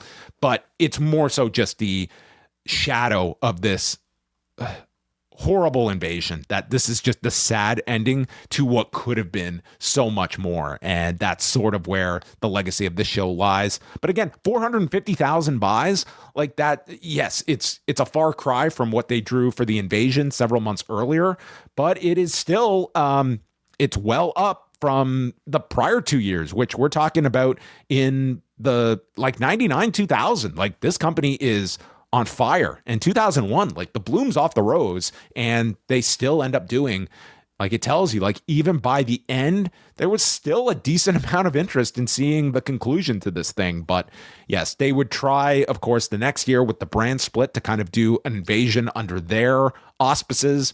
Really does not reach those levels either, but they would be much more committed to the brand split than they were to the WCW, ECW involvement in 2001. Next is 2002, and this show is a return to Madison Square Garden. It is 6 years to the day of the last Survivor Series at the venue, and in this show, it is based around the introduction of the Elimination Chamber. We are months into the brand split, a far cry from the invasion a year prior, and so this is when you are doing the co-branded pay-per-views with Raw and SmackDown on throughout the show, making this up. But the headliner is the Elimination Chamber. It's the introduction of what becomes a pretty popular staple gimmick for WWE. And this was an enormous investment from the company in this contraption, but more than paid itself off, especially in those first couple of years where the chamber was a legitimate drawing mechanism for the company. But part of it was introducing this in a way that part of the intrigue of this pay-per-view was what exactly this match was going to be, because it was not as though you got some tutorial on television. It was the introduction by Eric Bischoff's storyline of this concept of the Elimination Chamber, and came at a time when Raw was certainly the inferior show to SmackDown. It desperately needed some kind of boost to it. And sometimes when you are like, let's remember, the fall of 2002 brings us HLA, the Katie Vick storyline. It is Hunter's run through babyface contenders at that point in time. It's a really low point in Raw. Conversely, SmackDown is firing on all cylinders. It's the era of the SmackDown 6, and that is kind of the like it's two very diametrically opposed products between Raw and SmackDown. But this show, it is headlined by the Elimination Chamber. Triple H defending the World Heavyweight Championship against Chris Jericho, Kane, Booker T, Rob Van Dam, and Shawn Michaels. The match goes nearly 40 minutes, and it's largely a well-received match. Mainly remembered for Triple H suffering a brutal injury, crushing his larynx at the hands of, at the knees of Rob Van Dam as he dove off the pod. And this would be a problem with these, like the first iteration of the Elimination Chamber before the redesign a couple of years ago, where if you wanted to do a maneuver off the pod, it was very awkward. And that was the case here as Van Dam came off. Hunter, to his credit, I think he's out for a week or so and comes back. But this was like a brutal injury he sustains. And it's only like, I want to say midway through the match, and he has to soldier through the rest of this. Like as much as the quad tear is kind of the legendary Triple H battling through injury story, this one is probably a lot more gruesome of an injury to have had to deal with. And goes to the finish with Shawn Michaels. Michaels gets the big championship win, and of his whole 8-year return, beginning in 2002, this is only Shawn's second match since coming back. He returns at SummerSlam, and then it's this match where he makes his second appearance. And this is still at a time when you really don't know what Shawn's body is going to be able to withstand and hold up to. Little did we know that this would be an 8-year run that he goes on. But that whole 8 years, he does not hold any championship save for this 4-week period where he wins the championship. In he's got his infamous like haircut with the shit brown shorts. It's the worst dressed of a man who was typically awfully dressed throughout most of his career. Those are memories everyone associates with Shawn Michaels. So the show also, 5 title matches, 5 title changes. It was a bit of a reset on both brands. The other major angle on the show is Paul Heyman turning on Brock Lesnar, ending his championship reign at the hands of the Big Show, who goes over. Lesnar was dealing with a rib injury at this point, so they got the belt off of him, and this was the latest attempt to get the Big Show across as the monster heel on SmackDown. And, Heyman always had an idea of how best to promote the Big Show and utilize him. And this was their latest attempt. And Lesnar, of course, this would get the belt off him and then get the belt to Angle, and that's the big Mania match for the next year is Lesnar chasing Angle. Other title matches on the show, Los Guerreros, Eddie and Chavo winning the WWE tag titles that had just been introduced on SmackDown the previous month, beating champions Edge and Rey and Kurt Angle and Benoit. It was sort of every week you're getting various combinations of these 6, and of course, thus the SmackDown 6 era. And they were coming off a match of the year the month before where Edge and Rey win the tag titles, beating Kurt and Benoit in the finals of the tournament. And everyone was looking at this match as being like, this is going to be the pinnacle of this whole run-up of television and pay-per-view matches. And it's a good match, but it certainly doesn't, it comes nowhere close to the tag match the month prior and some of the TV matches. Like, it's a fine match. It was interesting because once Angle and Benoit, this was an elimination style match, and once Angle and Benoit were out of this match, really does take the air out of the sails of this match. Other championship matches, Victoria beats Trish for the women's title in a hardcore match. Billy Kidman wins the cruiserweight title from Jamie Noble, and in the elimination tables match, Jeff Hardy and the Dudleys defeating 3-Minute Warning and Rico with the famous "Jeff, goddammit," as Rico is waiting on the top for Jeff to screw up his moonsault attempt, a soundbite that certainly has lived on in infamy all these 23 years later. 340,000 buys on pay-per-view. It's the lowest purchased Survivor Series since 1997. Like, the Attitude Era boom is over. 2002 is a bad year for WWE. It's kind of on the descent. And 03, 04 are sort of low points for the company of this century for WWE. So it's really not until the Cena Batista era that you start to see a stabilization. But this is kind of the beginning of the descent, and 03, 04 kind of represent the lowest point for WWE of these last 2+ decades. So it's though, as a one-off show, like you had a packed Madison Square Garden. You shot a lot of big angles on the show. It was the reunion of the Dudleys in that tables match as well, after they had split Bubba and Devon at the brand split. You got the big babyface win by Shawn Michaels, and it's mainly remembered for the Elimination Chamber, which becomes a very successful gimmick in WWE history. Next is 2003, and they're heading to Dallas, Texas on November the 16th, the American Airlines Center, and we do see a significant increase here. 450,000 buys for this pay-per-view. And this one somewhat surprised me that this show did as well as it did, because I would look at 03 as a much lower year than 02 was. The tagline here, as you can see on the poster, a fall from grace. All built around Shane McMahon, the big draw here on this show. This was in the middle of one of the most preposterous programs in WWE history between Shane McMahon and Kane, that featured Shane's balls being electrocuted, cars being blown up, just everything you could imagine. And so they gimmicked the hell out of this show. We had Kane beating Shane in an ambulance match.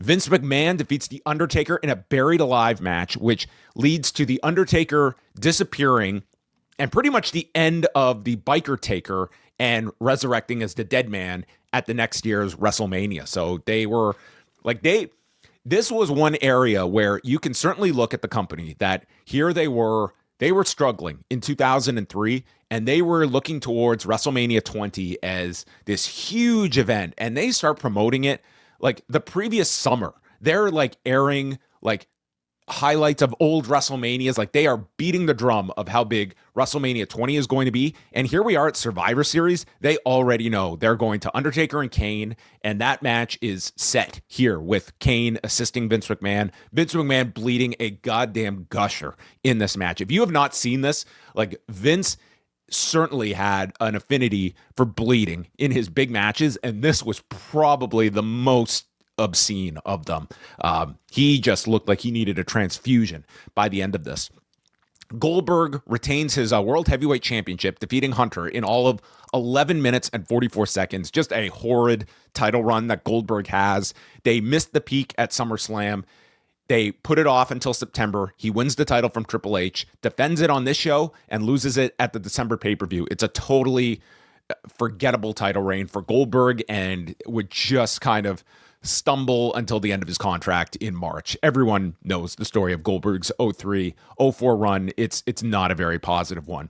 On the SmackDown side, we do have an elimination match, a traditional match with Kurt Angle, Chris Benoit, John Cena, and Hardcore Holly with Bradshaw, defeating the monsters of Brock Lesnar, Big Show, Matt Morgan, Nathan Jones, and A-Train in 13 minutes and 17 seconds, with Cena and Benoit surviving. And during this time, you have Angle's in a babyface position. Benoit and Cena are considered two of the rising babyfaces at that time, and ultimately they go with Benoit, although on the Raw side after the Rumble win.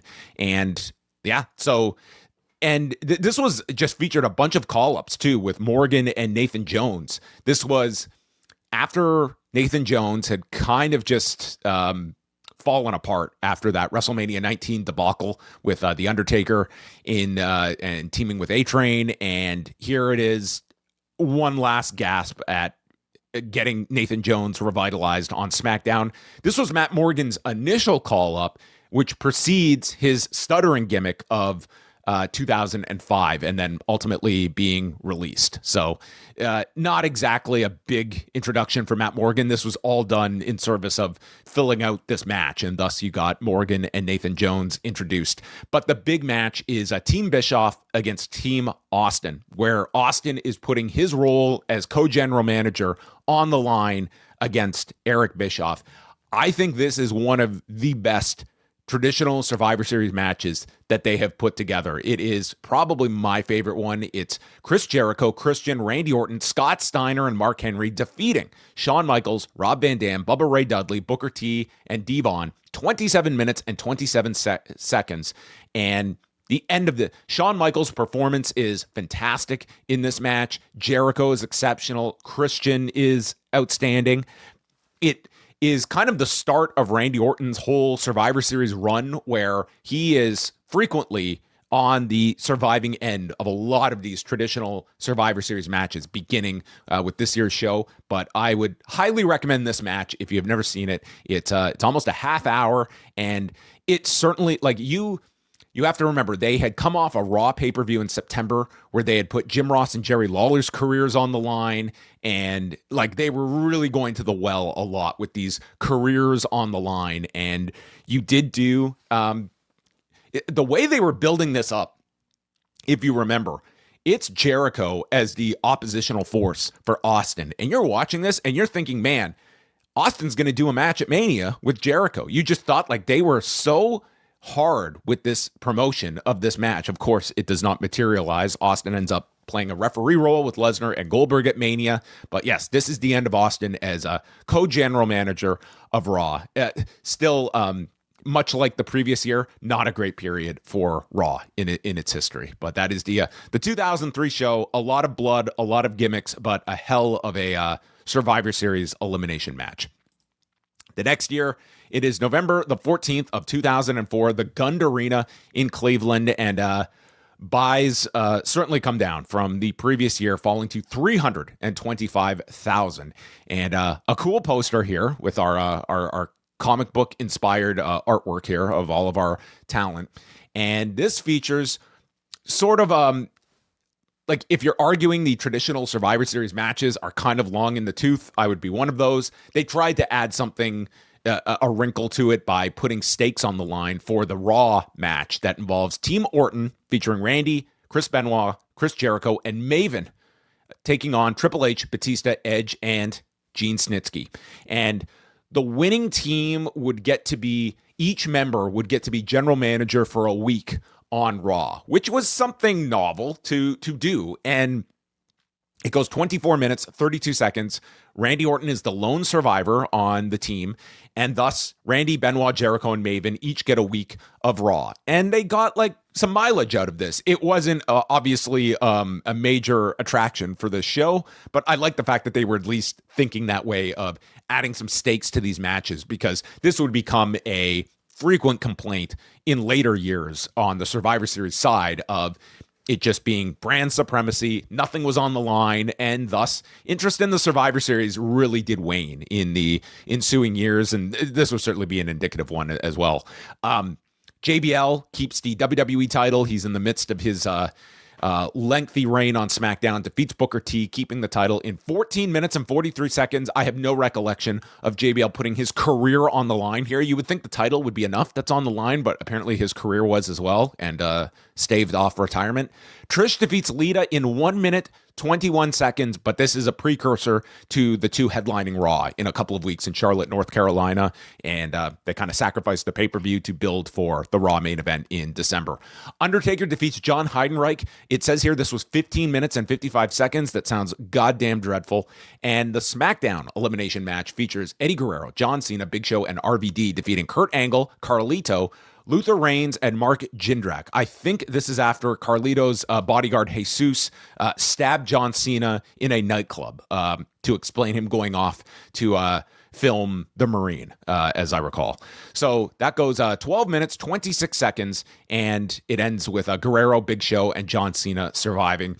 I mean, you would really be hard-pressed to find even the most ardent WWE fan at this time to have strong memories of this show. It was just kind of a by-the-numbers show at a time when WWE was very by-the-numbers in 2004. I just found this to be a really low point overall, just in the creative on both sides. I mean, Raw certainly had a major upswing this year when you had the return of Edge, who is moved from SmackDown to Raw. Benoit is now a staple on Raw. You've got Shawn, you've got Hunter, you've got Orton. You had the McFoley program with Orton that highlighted the first couple of months of the year, and SmackDown was more so the show that had kind of dwindled. Kurt's battling a ton of injuries at this point.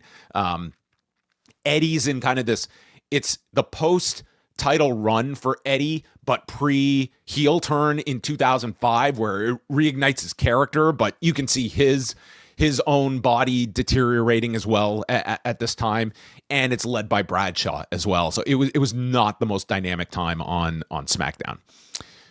2005 was a really weird show. So this plate, it's called The Beginning of the End. I love these taglines. They're just something else. It's at the Joe Louis Arena, which had hosted the Survivor Series in 91 and 99. The show does 400,000 buys. And what is most remembered about this is 2 weeks after the death of Eddie Guerrero, which is a seismic event in WWE and wrestling for that matter. This crew, I just remember watching this show and seeing these performers just like zombies. Not to say going through the motions, but you have to remember, they have to process, and probably processing would be too charitable of a term. They are dealing with the loss of their friend, their colleague. They have to do TV the exact same night that Eddie has passed away on a Sunday morning. They're doing a double taping the night of November 13th. They have to redo the shows into Eddie tribute shows, and it's a Raw and SmackDown because they have to get on flights and head to the European tour. So most of the roster is on the European tour, cannot even attend the funeral, save for a couple of Eddie's closest friends. And then after this European tour, they have to jet back and do this pay-per-view. I cannot even fathom what the mindset was of this this talent roster on this night in Detroit. And that to me overrode anything else on this show. It comes a month and a half after the company has moved Raw from Spike TV back to the USA Network, so that big change had occurred. It features the first of many SmackDown versus Raw elimination matches. On this year's show, it is Team SmackDown of Dave Bautista, Bobby Lashley, JBL, Randy Orton, and Rey Mysterio defeating Raw's Shawn Michaels, Kane, Big Show, Chris Masters, and Carlito. What a lineup for Raw. 24 minutes, 1 second, and you guessed it, Randy Orton is the sole survivor. Other stuff on this show, a dreadful match between Teddy Long and Eric Bischoff that went 5 minutes and 23 seconds too long. John Cena is in full anti-Cena mode from the audience after, Chris Jericho did a really good job with John Cena over the summer, but then into the fall, Cena moves on and he starts feuding with Kurt Angle, and this basically turns Kurt Angle into a babyface with the audience. And this is like the peak, well, I should say the beginning of the anti-Cena sentiment from the crowd. And Kurt Angle was a really tough opponent for Cena because in many ways he just stood out so much above where Cena's skill set was in 2005. There's a 27-minute match involving Triple H and Ric Flair in a last man standing match that Hunter goes over with. Booker T and Benoit try to turn back the clock to 1998, restarting their best of 7 series, Booker T winning match number 1 on this show. And probably the clip from this show that has outlasted all others from 2005, this is the one where Vince drops the N-word on this pay-per-view in front of Booker T. Just mind-boggling at the time, and in hindsight, even more perplexing. But this now exists in perpetuity of Vince McMahon using this slur as he's hanging out with John Cena, and then just casually drops the N-word for a comedy bit with Booker T. The beginning of the end. Couldn't say it better myself. 2006, we have the reintroduction of ECW several months earlier. So ECW is incorporated into this show that takes place on November the 26th in Philadelphia, Pennsylvania, the Wachovia Center. And what does that mean in 2006? Well, first of all, we got a price hike. We're moving from $34.95 up to $39.95. Was this a $40 show? You tell me. 383,000 homes said yes, it was. And highlights of this show include Batista beating King Booker in a last chance match to retain the World Heavyweight Championship. This feud was basically done off the back of the infamous SummerSlam photo shoot where Batista, when he had been drafted to SmackDown, did a fairly remembered interview with the Sun outlet in the UK, referring to SmackDown as the B show. And guess what? The SmackDown roster was not exactly enamored by this, what they believe to be a very out of character assessment of Batista going from Raw to SmackDown. And it was Booker T that ultimately confronted him at this photo shoot and led to an altercation that by eyewitness accounts, Booker got the better of. And then afterward, hey, the two had to be pros and they had to work together, and they were very professional in their program after the fact. 2006 also features Team Cena of John Cena, Bobby Lashley, Kane, and representing ECW, Rob Van Dam and Sabu, taking on Team Big Show, a Big Show, Fit Finlay, MVP, Test, and Umaga, with Cena and Lashley surviving. This traditional Survivor Series match goes 12 minutes and 35 seconds. You can understand why my interest in a lot of these matches was so minor. We're talking about all these eliminations in 12 and a half minutes. This is also just months after RVD and Sabu had been pulled over and finding like pot and drug paraphernalia on the two, and that leads to pretty much the bottom falling out from RVD, as he is double champion at the time, and it's kind of the kiss of death for RVD, and they take the title off him, both titles off of him immediately, and that's kind of the end of their push for Rob Van Dam, at least in any kind of meaningful way. And then he would ultimately wrap up with the company the next. It's in it's 07 that I believe he goes. Maybe it's 08. It's 08. He sticks around until, I'm doing this off the top of my head, folks, and we're hours into this. So the other Survivor Series match, and this I do recall very well, it is Shawn Michaels, Triple H, CM Punk, and the Hardys. What a team that is. Taking on Edge, Randy Orton, Shane Helms, Johnny Nitro, and Mike Knox. This one goes even shorter than the other one. 11 and a half minutes. All the baby faces survive. I just remember Hunter and Michaels just like steamrolling some of these guys. But what is most remembered is that Shawn and Hunter, who are doing their DX reunion run, introduce the members to the crowd, and it's Hunter doing the "Are you ready?" shtick, and this whole arena starts chanting for CM Punk. And at the time, I didn't know if this was the best thing for CM Punk or the worst, depending on what reaction was favorable to this guy. But it's a really indicative moment of this guy way more over than the push he is receiving. He is still just an ECW talent at this time, and he was put into this match, and you could argue he was number 5 in the priority list in terms of the company's assessment of these 5. Like, I would say the Hardys were positioned above Punk at this time in 2006, but it was a real eye-opening moment, I think, to many people about CM Punk, and in Philadelphia, no less. Mickie James defeats Lita to win the women's title. This is one of the most classless of events that occur afterwards. So in September, Trish Stratus leaves the company, and then this was Lita's send-off, and she gets the worst treatment I think any female has gotten on the way out of a company, where Crime Time comes out. They've gone into her bag. They've found tampons. I'm not going back to rewatch this. I certainly do not need to relive this. It was just utterly humiliating, and this was kind of par for the course at the time, and just really a sign of how they felt about the handling of Trish's exit in her hometown, leaving as champion, and Lita just could not have been given the more just the grossest of farewells at the end that they can just justify as, well, she's a heel, so that's what we can do here. She does not return to WWE, looking this up, until Raw 1000, 6 years later. So it is a long time until Lita is back. Also featured on this show is the Legends match with Dusty Rhodes in his first Survivor Series match in 16 years, teaming with Ric Flair, Ron Simmons, and Sergeant Slaughter against the Spirit Squad, with the Legends going over. And there you go. That is the 2006 Survivor Series. Again, 383,000 buys that it generates. 2007, it's Edge with a chainsaw. That is our poster here. I mean, some of the posters, up and down ones, I guess your mileage may vary on some of the designs here. The tagline for this one, again, I don't think this was ever uttered on television once, but Wikipedia tells me it was the tagline. Edge is back, and he's just a little bitter. He's just a little bitter. November the 18th, Miami, Florida, American Airlines Arena.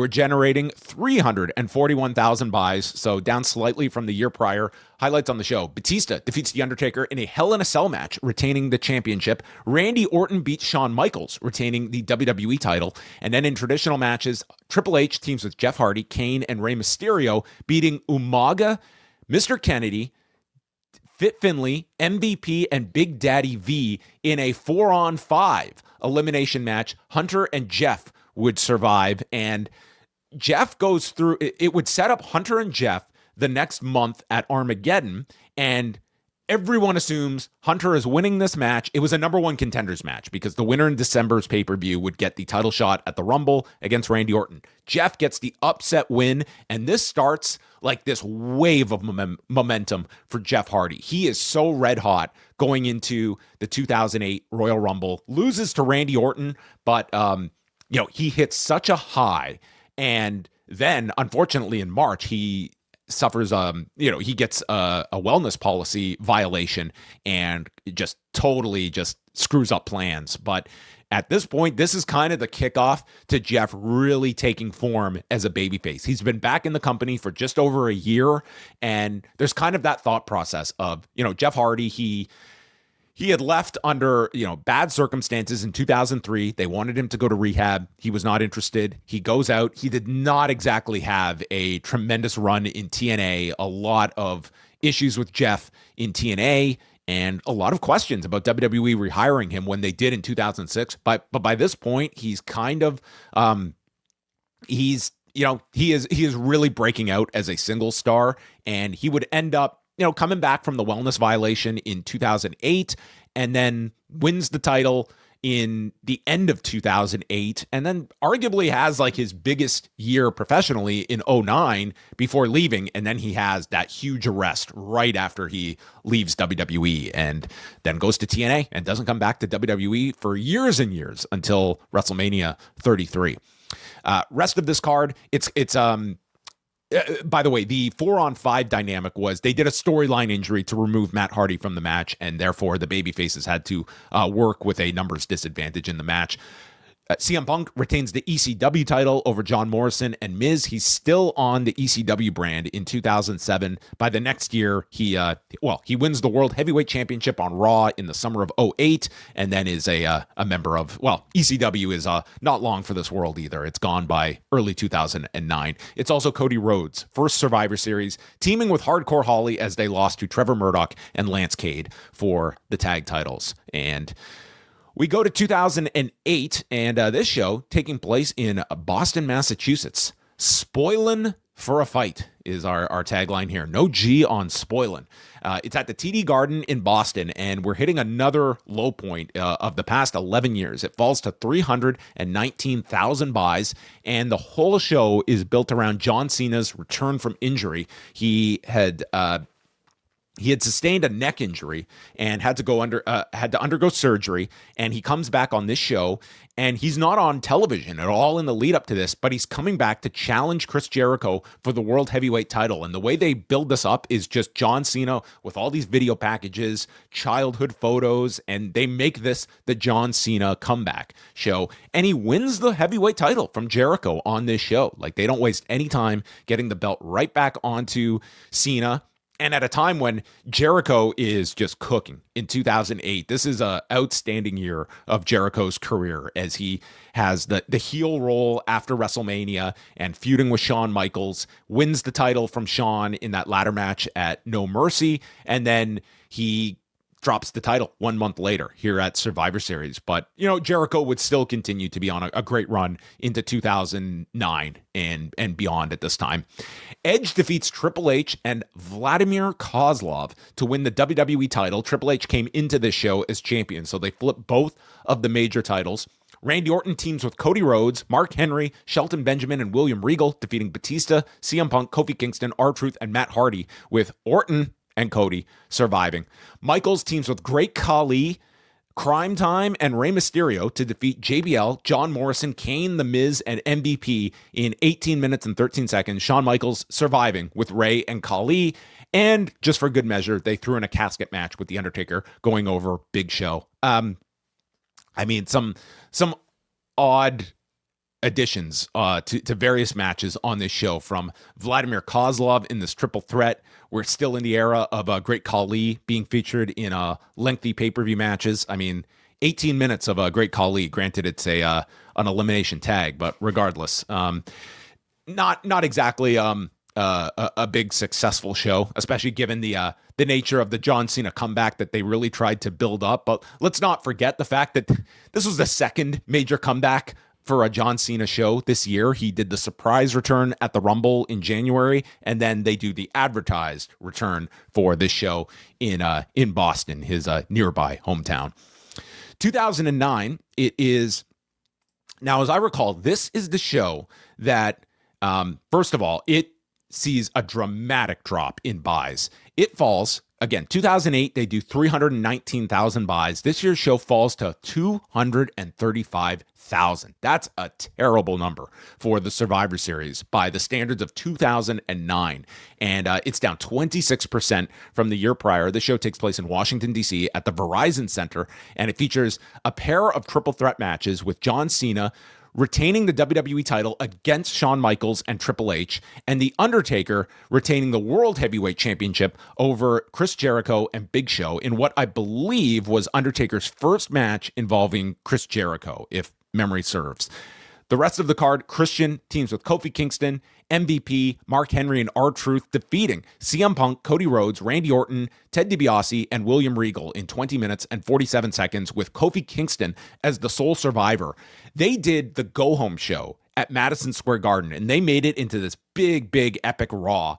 And Kofi Kingston and Randy Orton was a big featured part of the Madison Square Garden show, and then they followed it up with Kofi beating Randy a second time. I believe this was whatever the Raw result was, but they had Kofi defeat Orton again in this match. It was a really well-booked show where you thought they were really getting behind Kofi. Spoiler, they weren't, but it was for the night, really worked effectively. That one stood out. And then Team Miz defeats Team Morrison and Team Mickie James, defeating Team Michelle McCool. This was the show that, in the follow-up, Vince McMahon was ready to drop Survivor Series as a concept, not just a concept, as the name of the pay-per-view, blaming the poor business on the name of the Survivor Series rather than the product itself. I mean, the name is the name, but this was the closest they came to just eliminating the Survivor Series from the rotation. They were experimenting with a lot of new pay-per-views. They had just introduced bragging rights. Like, they were in 2010, they do that Fatal 4 pay-per-view as well. Lots of concepts are being thrown out at this time, and the Survivor Series one, at one point thought to be expendable. They ultimately settle on keeping the name, obviously, as they do up until this point in time. But another big factor is this is the era that, more so 2008, but it's still, like, the UFC is dominating pay-per-view, and there's no denying that it was taking a big chunk out of a less than stellar WWE product. The year prior, Survivor Series runs a week after Brock Lesnar fights Randy Couture, which is when Brock is at his zenith. It's taken a major chunk out of the WWE audience. There's a lot of wrestling fans buying these UFC pay-per-views. So that happens in 2008, but even in 2009, like, that's a big factor to some of these WWE shows, is just how hot UFC is, much more than a TNA, for instance. That was really never a big threat, at least on pay-per-view, to WWE. 2010, look at that, Wade Barrett getting the poster treatment. This show takes place on November the 21st, back to Miami, the American Airlines Arena, which is where the 2007 show took place. Not a whole lot more to talk about regarding buys. We go from 235,000 in 2009 up to 244,000 this year. Also, though, it's another price increase. This is when the show moves up to a $44.95 price tag. So as buys are going down, price is going up to try and make up the difference. It features Randy Orton defeating Wade Barrett, where John Cena is the referee, and Randy retains his WWE title. And because Randy wins, Cena is fired. And this leads to Juan Cena. And all I can remember is that when they had Cena have to join the Nexus, and then do this. I mean, they really tried to resurrect this Nexus storyline for whatever they could after the debacle at SummerSlam, and they try here with Cena linked to the group for a couple of months, but it really doesn't materialize into anything substantial. We get to a Cena Wade Barrett match in December, but it is this is a really forgettable pay-per-view and match for that matter. Kane and Edge for the world title ends in a draw. This was when Edge was like killing Paul Bearer every week, as I recall. This was a dreadful feud that Kane and Edge had in 2010. Natalya beats both Lay Cool members to win the Divas title, and our lone Survivor Series elimination match features Rey Mysterio, Big Show, Chris Masters, Kofi Kingston, and MVP defeating Cody Rhodes, Alberto Del Rio, Drew McIntyre, Jack Swagger, and Tyler Rex, with Rey and Big Show surviving. And in his one and only Survivor Series match, Kaval loses to Intercontinental Champion Dolph Ziggler. A highlight if there ever was one. So Survivor Series is certainly it's certainly struggling by the turn of the decade, and as we move on to 2011, they were going to be going to let's just say the ultimate draw they could possibly get for the Survivor Series, and that is The Rock's first match in WWE since 2004. This sees the show returning to Madison Square Garden, and it is when they had announced that John Cena would face The Rock. And of course, they set this up the night after WrestleMania 27, and it's a year in advance, but they don't want to wait the year, and they make the curious decision about, well, we want The Rock to wrestle at Madison Square Garden, and what match should we do? And someone decided, well, what if he teams with the guy he's going to be facing and is going to be his adversary at the next year's WrestleMania? And someone said, yeah, that sounds like an awesome idea. And that's what they did here. This was certainly a questionable decision, both at the time and in hindsight, of opting to have the two team before the match rather than after the match. Now, in the grand scheme of things, did this affect WrestleMania buys in any way? It really didn't. It's a very successful program, even the follow-up the next year in 2013 when they had the match. But the two keys here were that you had the two teaming up together, and you had no opponents ready. This was a real indictment of just where the state of the heel division was in WWE at this time, because our team together is R-Truth and The Miz. And I know there are going to be defenders of these two as, you know, favorite performers of some, but in terms of headlining a pay-per-view against Cena and The Rock, this was such a, like, the attraction was basically, hey, it's Cena and The Rock teaming up, and it's The Rock wrestling for the first time in 7 years. Like, that was the attraction, and it was just collateral damage on the other side of the ring to explain this one, and it did not carry the pay-per-view. Like, yes, it certainly gets it certainly results in a bump for this Survivor Series. We see an uptick. So again, to remind people, in 2010, 244,000 buys. This year's show, 312,000 buys. Now, if you were to tell me The Rock's first match in WWE in 7 years was going to do 312,000 buys, I'm sorry, I'm not exactly holding a ticker tape parade in celebration of that number. It's the third Survivor Series to take place at Madison Square Garden, following 96 and 2002.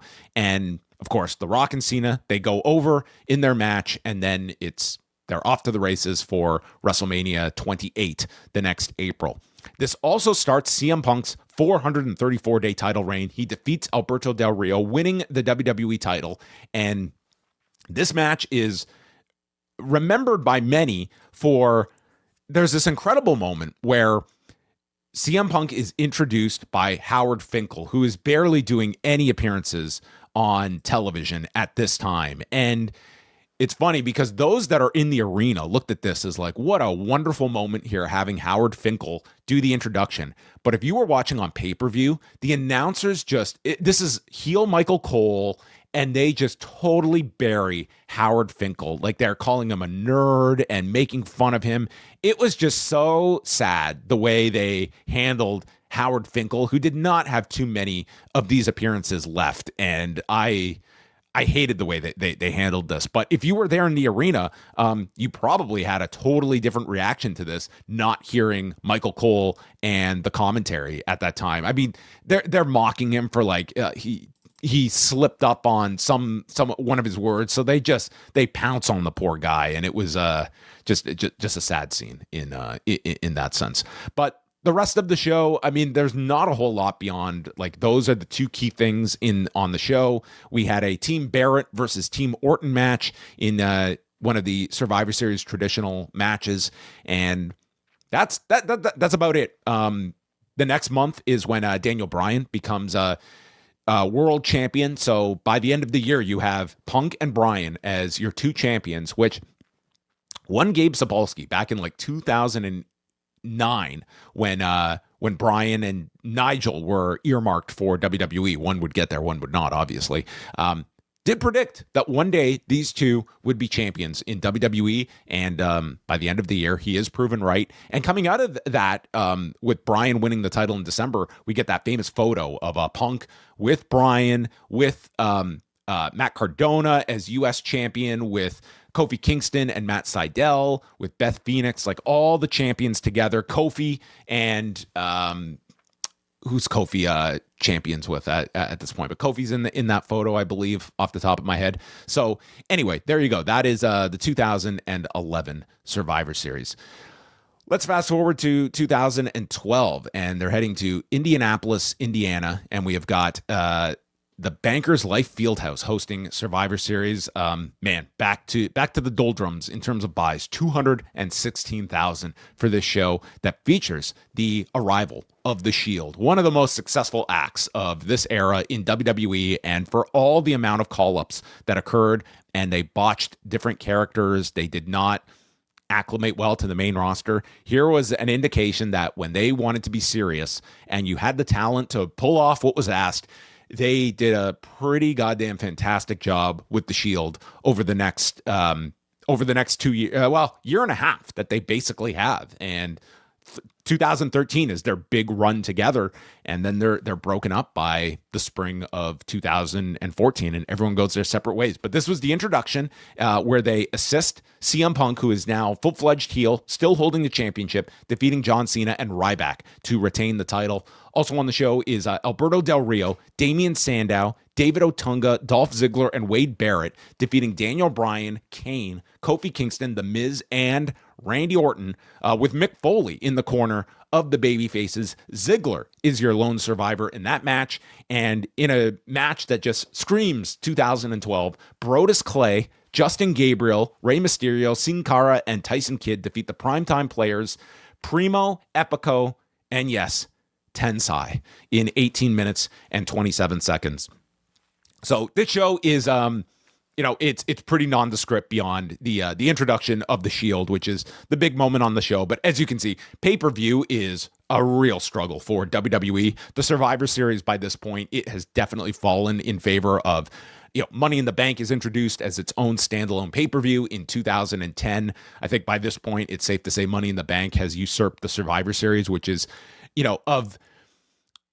I would say, like, it was outside now of the big four. Like, it was a step below, certainly below the Rumble. It was below SummerSlam. I'd argue it was below Money in the Bank in terms of anticipation and both buys that it was doing at this point. 2013, there we have the Wyatts here, assisted by crocodiles. On this particular poster, quite the artistic design here, and they go back to the TD Garden in Boston for the first time since 2008. This one falling to 184,000 buys, and this will be our last number of buys to report, because this would be the last Survivor Series that would be exclusively on pay-per-view, because in February of 2014, the WWE Network is introduced. Pay-per-views would still continue, but it is certainly not where most are now on the WWE Network. So kind of ends the pay-per-view era with a whimper. It features Randy Orton defeating The Big Show to keep the WWE title. This is when The Big Show is poor and is being abused by the Authority. And I believe they bring The Big Show to tears in the lead up to this. CM Punk and Daniel Bryan team up in a tag match, defeating Eric Rowan and Luke Harper in 16 minutes and 51 seconds. And this would be Punk's last appearance at a Survivor Series until 2023, a 10-year gap between Survivor Series appearances, because fast forward 10 years later, and that is Punk's return to the company in Chicago. John Cena defeats Alberto Del Rio, retaining the World Heavyweight Championship. The Shield team with Cesaro and Jack Swagger over Cody Rhodes, Goldust, Rey Mysterio, and the Usos, with several real key players in today's modern WWE main event scene, from Cody, the Usos, Seth Rollins, Roman Reigns, and Rey still going. Reigns is the sole survivor in this match. So you can see at this point, like, the Shield is still the three-man unit, but Reigns is definitely the one that you are seeing as the guy that they are going to be going full tilt with in the years to come. He would get a big showing in the upcoming Royal Rumble and then wins his first championship not too shortly thereafter in 2015. The Total Divas defeat the Real Divas.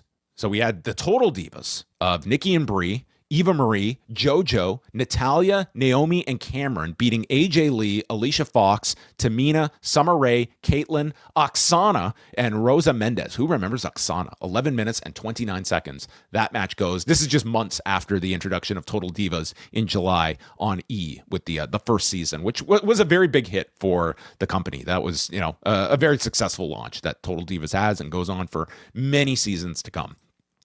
2014, the show takes place on November the 23rd at the Scott Trade Center in St. Louis, and you get a really excellent Survivor Series match involving John Cena, Dolph Ziggler, Eric Rowan, Big Show, and Ryback, defeating Seth Rollins, Kane, Luke Harper, Mark Henry, and Rusev in 43 minutes and 5 seconds, with the Authorities' positions on the line. If they lost, they would be removed from power.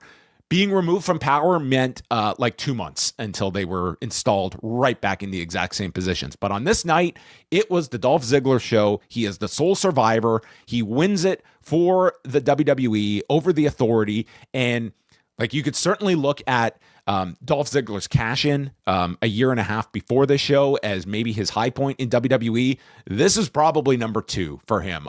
This was a night where Dolph Ziggler was always that guy that was knocking on the door of breaking through, and you felt he did it in 2013. Really untimely injury that he has.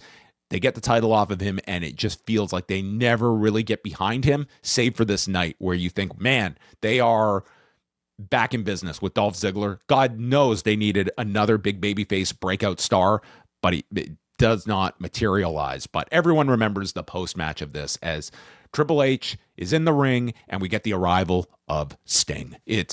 So this was not like some surprise. All weekend long, you are getting the expectation that Sting was coming in to the company. He had done the 2K deal, which becomes the unofficial bridge into WWE at this time, from Ultimate Warrior to, Goldberg was still to come, but Sting certainly falls under that category. And he shows up, and it's a big moment seeing Sting in a WWE arena for the first time. And we start the build toward Sting and Triple H, which everyone has their thoughts on how that is handled at the next year's WrestleMania. But Sting comes back, and little did we know that Sting would end up an active wrestler for close to another decade after this show. The rest, Nikki Bella defeats AJ Lee in 33 seconds to win the Divas title. So, yes, give Divas a chance. Natalya, Alicia Fox, Emma, and Naomi defeat Paige, Cameron, Summer Rae, and Layla in 14 minutes and 35 seconds. And those are your high points from the 2014 show. Dolph Ziggler, Sting's arrival, hell of a main event that you get for 43 minutes. And you can see the level of talent that was there, and anchored by someone like a Ziggler, and you have Seth Rollins as well. That's just kind of he's really coming into his own post Shield. He's aligned with the Authority at this time, but it was a stipulation that was barely acknowledged over the next couple of months, and everything returned back to form.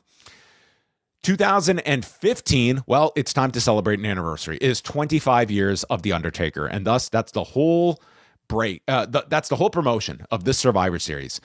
There is no greater survivor is the tagline for this one. And I guess The Undertaker has survived Vince McMahon and WWE booking for 25 years. He has made it from Hartford, Connecticut to Atlanta, Georgia at the Phillips Arena. So this is a weird show because Seth Rollins is your heel champion throughout most of the year after winning the title at WrestleMania with the Money in the Bank cash-in, but then suffers blows out his knee on a European tour in a match with Kane when he's doing the sunset flip powerbomb spot. And so destroys his knee. He's out for months and months, and the title is vacated. They start a tournament on TV, and then the Final Four is going down on this show. So you have the promise of a new champion being crowned, and it features Roman Reigns beating Alberto Del Rio in one semifinal, Dean Ambrose beating Kevin Owens in the other. So Reigns meets Ambrose in the final. Reigns wins the match. It's like a 9-minute quick match. It really does not become anything special, but you have Sheamus waiting in the wings as the very bland Money in the Bank winner that year, cashes in on Reigns, and Sheamus leaves as champion. I can't tell you how ho-hum this was. Like the idea that your big moment of the night was Sheamus leaving as champion. I mean, today, maybe this gets like a sentimental pop of Sheamus pulling off a cash-in, but in 2015, this was so groan-inducing, I found. It was, not to say Reigns was firing on all cylinders, but the idea of Sheamus as the heel that would be chased was just not all that inspiring. The big anniversary match was The Undertaker and Kane beating Luke Harper and Bray Wyatt in a match. That's all I can say it was. They really tried to pump up this Undertaker anniversary. I don't know if it really quite took with people. And then we had two traditional Survivor Series matches, one with the Usos, Ryback, and the Lucha Dragons over Wade Barrett, Sheamus, who was, of course, showing up at the end of the main event with the New Day, and then another traditional match with the Dudleys, who had come back after SummerSlam that year, teaming with Goldust, Neville, and Titus O'Neil, beating Bo Dallas, The Ascension, Stardust, and The Miz on the pre-show. Yes, that's right, folks. Cody on the pre-show in the Stardust gimmick as well. So 2015, is anyone raising their hand to go relive this one immediately? Not me.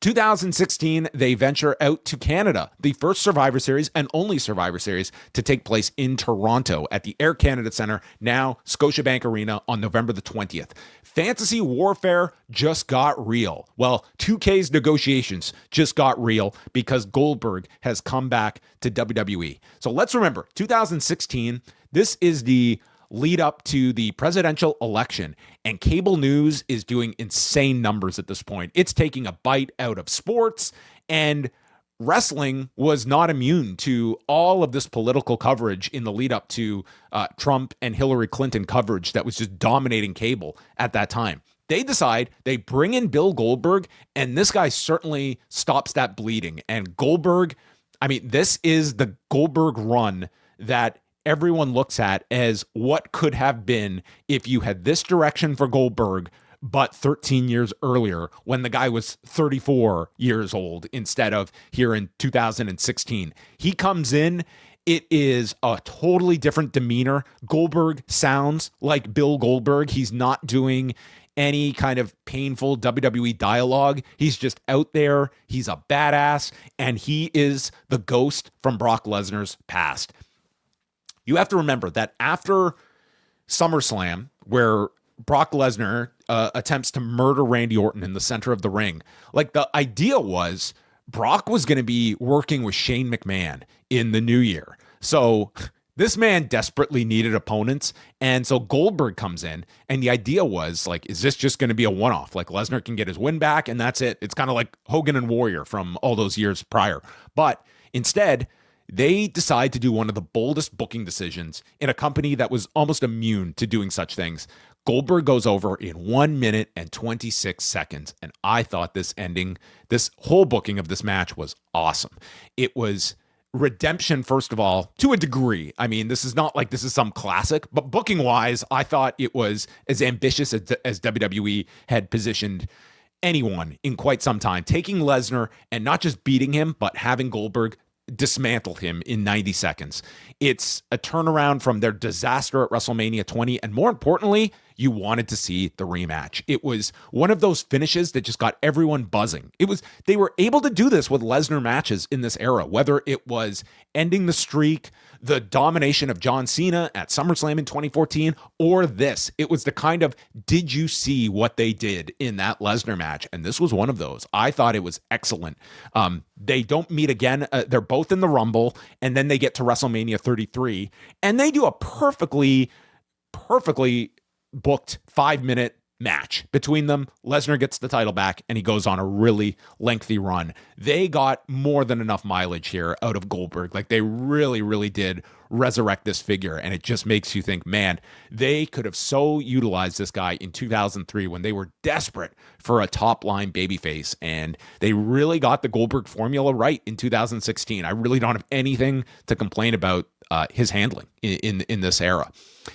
Also on the show, AJ Styles, Bray Wyatt, Dean Ambrose, Randy Orton, and Shane McMahon defeat Braun Strowman, Kevin Owens, Chris Jericho, Roman Reigns, and Seth Rollins in 52 minutes and 55 seconds, with Bray and Orton surviving. And those two would actually meet at WrestleMania the next year in a not-so-great match.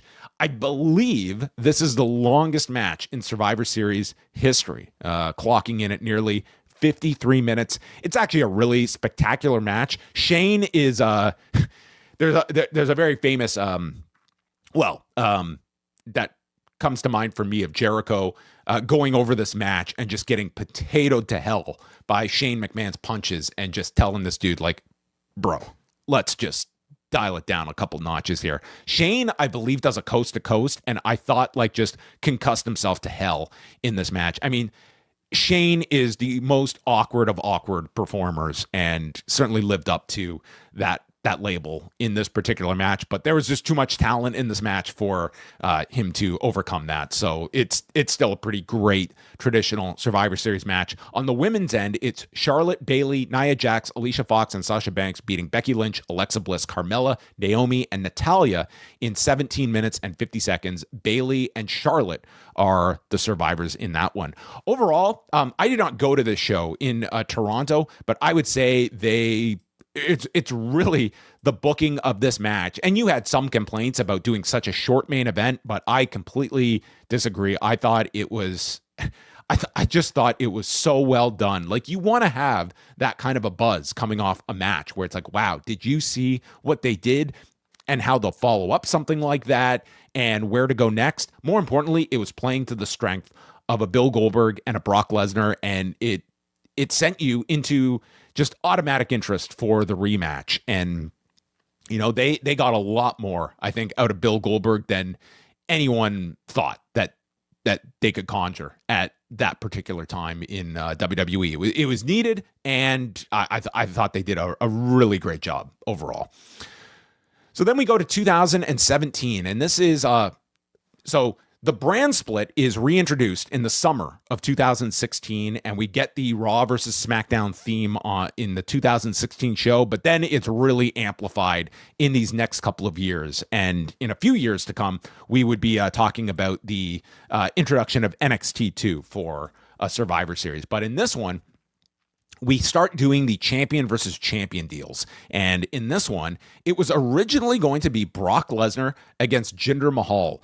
But they made the decision. I mean, Jinder Mahal, I mean, maybe it's like it's in vogue to maybe talk about, you know, Jinder Mahal was what a great title run he had. That all that tells me is you did not live through that era. I mean, it was fairly dreadful of Jinder Mahal on SmackDown at this point in time. So they get the belt off of Jinder Mahal and put it onto AJ Styles, and the result is a really excellent match. Like, Brock ends up having 3 years in a row here of really spectacular moments. I'm not going to call the match with Goldberg so much a masterpiece of a match. I did think booking-wise it was that. But then in 2017 and 2018, he has these really incredible matches with AJ Styles and Daniel Bryan. And it really does show you, like, the type of opponents that are going to get the most out of Brock, and matches that you can really sink your teeth into, and that they do a pretty great job in both of these cases. So it's Brock Lesnar defeating AJ,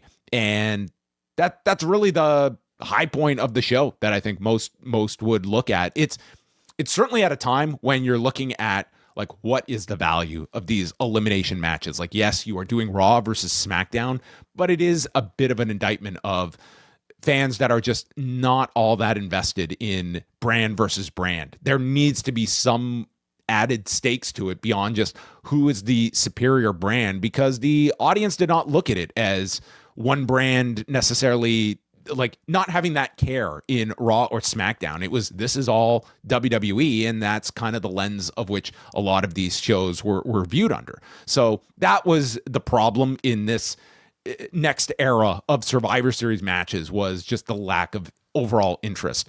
So you had Team Raw of Kurt Angle, who had come back to the company, was made general manager, and then is thrust into an in-ring role for the next year and a half before his retirement in 2019, teaming with Braun Strowman, Finn Balor, Samoa Joe, and Triple H to defeat Shane McMahon, Randy Orton, Bobby Roode, Shinsuke Nakamura, and John Cena in 33 minutes and 20 seconds. Braun and Triple H are the ones to survive. The thing is, you were really upping the level of talent at this time, and that even as the booking was pretty atrocious in 2017, 2018, 2019, like I look at that as a really low ebb of WWE creative. When you got to the pay-per-views, like generally you just had a lot of talent at your disposal that it was really hard to imagine like a lineup of these 10 disappointing, and they didn't. You had Brock over Styles in the champion versus champion match, The Shield beating the New Day, Charlotte gets the women's championship win in the champion versus champion match. And then you had the Usos over the Bar with a battle of tag champions. Baron Corbin goes over the Miz. That was a US versus IC champion setup. And then in a women's elimination match, it's Alicia Fox, Sasha Banks, Asuka, Bayley, and Nia Jax going over Natalya, Tamina, Becky, and Carmella. So highlights are certainly the men's elimination match and Brock versus AJ. It's a very good show that they have in 2017. 2018, God, all these posters, they just they blend together, don't they? So again, we're doing the champion versus champion concept. They're going to the Staples Center in LA, and this show is really the star of this show is the woman who is on the poster but not on the show, and that is Becky Lynch. Because in the lead up to this show is that famous brawl where Nia Jax ends up breaking the nose of Becky, and it's the famous shot of Becky with her nose shattered, standing in the crowd, and Becky is made after this. And that is the propelling of Becky Lynch into the biggest star in wrestling for a period of time. And she is scheduled to face Ronda Rousey in a champion versus champion match. She is not cleared, and thus Charlotte Flair is injected into the match on really no buildup. And it's a memorable match because this crowd totally turns on Ronda, and Ronda totally turns on this crowd. And it was the first sign of Ronda just really being thrown by a crowd. But really, it is the overarching shadow of Becky that usurps this match, in my opinion. And everyone knows where this goes afterwards. They get to the three-way, the women headline WrestleMania 35, and this is really the crowning of Becky Lynch in the lead up to Survivor Series, and it ends up being a blessing in disguise that they don't go to Ronda and Becky on the show. Instead, they make you wait for it, and finally they get to Becky, Ronda, and the addition of Charlotte at WrestleMania, and never really get to that singles match with Ronda and Becky, despite it being such a intense program that they built up for quite some time. Brock beats Bryan Danielson, another just excellent match, and this sort of leads to Danielson's turn into the Planet's champion. He's only come back at WrestleMania, and while the whole Planet champion deal is entertaining stuff from Danielson, it was kind of perplexing that here you had just this gift fall into your lap of Danielson getting cleared to return and just endless programs. It's like you can do everything you want with Danielson, and it's like, man, our first course of action is like a program with big casts, and we're turning this guy heel already. To me, it was just like, I don't know. Certainly you got that memorable title change to Kofi at the next year's WrestleMania, but to me, it was a bit perplexing of like how they squandered what could have been with Danielson in this comeback period. The Raw team of Bobby Lashley, Braun Strowman, Finn Balor, Drew McIntyre, and Dolph Ziggler defeat SmackDown's The Miz, Shane McMahon, who just gets into all of these elimination matches, Rey Mysterio, Samoa Joe, and Jeff Hardy. That goes 24 minutes. The women's match consists of Mickie James, Nia Jax, Tamina, Bayley, and Sasha Banks over Asuka, Naomi, Carmella, Sonya, and Mandy Rose, 11 minutes and 50 seconds. So, again, men's match is... it's good. It's not the level of the 2017 match. Lesnar and Danielson is great. And honestly, Ronda and Charlotte, they have a great kind of hardcore match, but it's more so the crowd that gets everyone's attention here.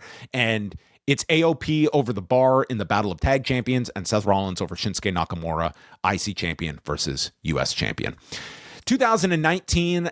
So this ends up being a really interesting deal because it was set to be Raw versus SmackDown, just as it's been pretty much every year prior since the reintroduction of the brand split. And then we have a tour of Saudi Arabia, and the talent gets stranded in Saudi Arabia, and we have a live SmackDown to produce. So what happens is they get an emergency call down to NXT, and NXT ends up invading the show, and they pretty much book the whole show around NXT, and they get inserted into Survivor Series. So it is now Raw versus SmackDown versus NXT. And you're thinking, well, is NXT just going to be cannon fodder here? No, because NXT is serving multiple functions at this point for WWE.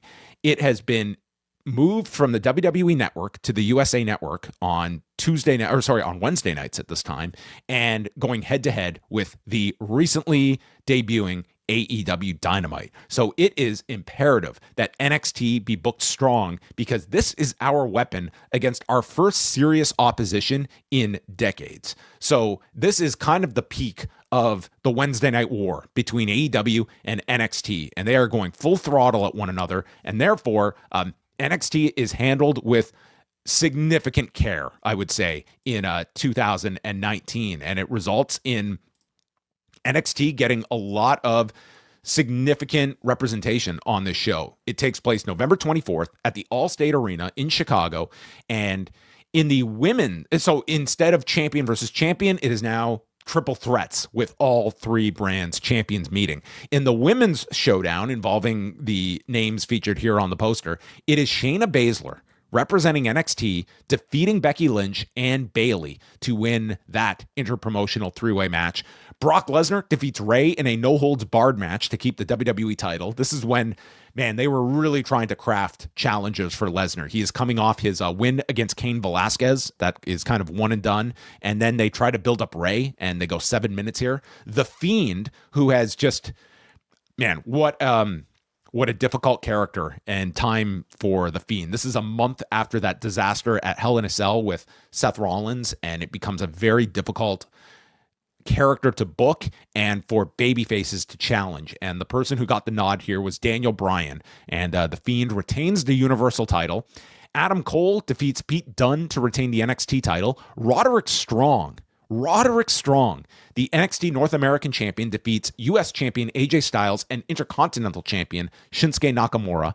Then the women's NXT team prevails of Rhea Ripley, Bianca Belair, Candice LeRae, Io Sky, and Toni Storm, defeating Raw's Charlotte Flair, Natalya, Asuka, Kairi Sane, and Sarah Logan, and SmackDown's Sasha Banks, Carmella, Dana Brooke, Lacey Evans, and Nikki Cross in 28 minutes. It is almost a clean sweep for NXT, save for the men's elimination match, as SmackDown's Roman Reigns, Braun Strowman, Baron Corbin, Mustafa Ali, and Shorty G defeat Raw's Seth Rollins, Drew McIntyre, Kevin Owens, Randy Orton, Ricochet, and NXT's Matt Riddle, Walter, Keith Lee, Damian Priest, and Ciampa in 31 minutes. This, of course, a legendary finish as Walter is pinned in 3 minutes by Drew McIntyre, and it ends with Roman Reigns as the sole survivor defeating Keith Lee last. And this might be a record. I haven't fact-checked this. 71 wrestlers wrestled in matches on this show. This was the excess of WWE PLEs at this time, where these were marathon shows where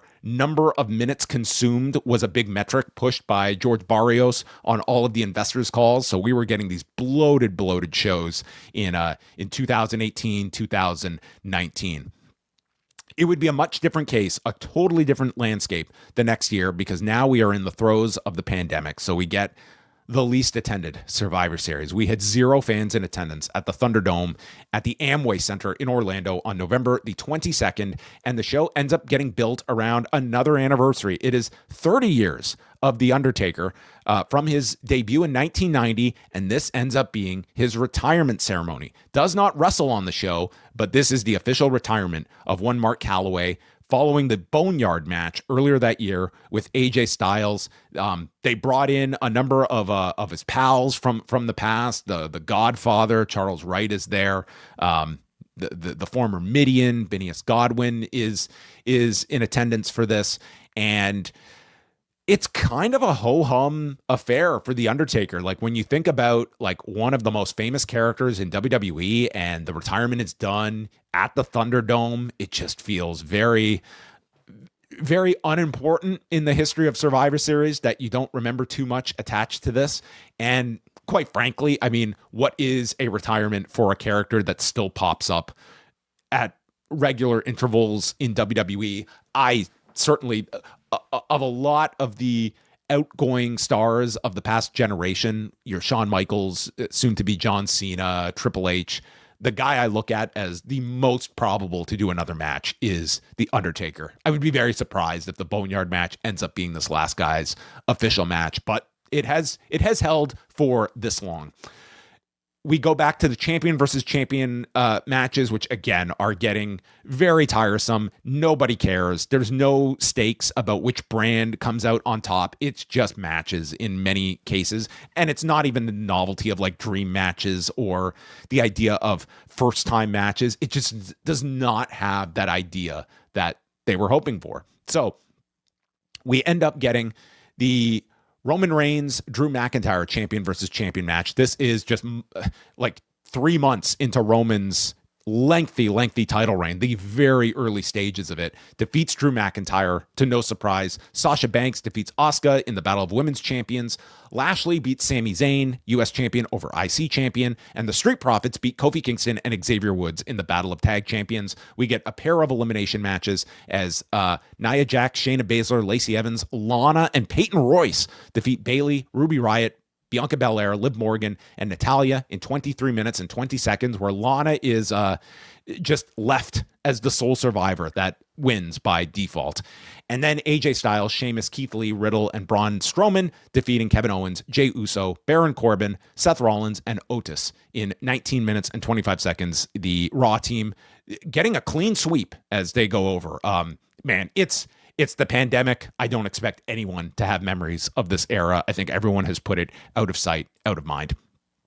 2021 is back in front of crowds, and they're going to the Barclays Center in Brooklyn. And this is a show that is mainly remembered for an egg, this stupid tie-in with Dwayne Johnson's movie. What was it? Red Notice? I don't care. It was the most painful. Okay, this is as it's read. Yes, this was Red Notice. During the pre-show, WWE Chairman and Chief Executive Officer Vince McMahon arrived at the arena holding what he said was a real Cleopatra golden egg, which was part of a promotional tie-in with the Netflix film Red Notice, which stars The Rock. So this show, first of all, it's all built around The Rock. And he never shows up. He never shows up at this show, but his promotional tie-in for his movie is the whole focus of the show. This to me, like if you were to ask me like the final months of Vince McMahon, of course, the Wall Street Journal story breaks in June of 2022. So this is like the last Survivor Series before shit hits the fan for Vince McMahon. This was just some of the dirt worst in terms of creative. Like, first of all, you're at the Barclays Center. If you paid attention to the lead up to this show, like everyone is led into the direction that you're getting The Rock, and he just doesn't show up for it. So yeah, that was pretty. They even had a Rock. That's right. They billed this as the 25th anniversary of The Rock's debut at the 96 Survivor Series, to the point that they had a Rock 25th anniversary battle royal won by Omos. Great, right? sounds like a real memorable one, to say the least. So yeah, this was, to put it mildly, a really disappointing show. We had this being the first Survivor Series to stream on Peacock after that deal had been signed earlier in the year. Roman Reigns wins his second champion versus champion match in a row on this title reign, defeating Big E, who had cashed in, and this was his run as champion. RK Bro defeats the Usos in the Battle of Tag Champions.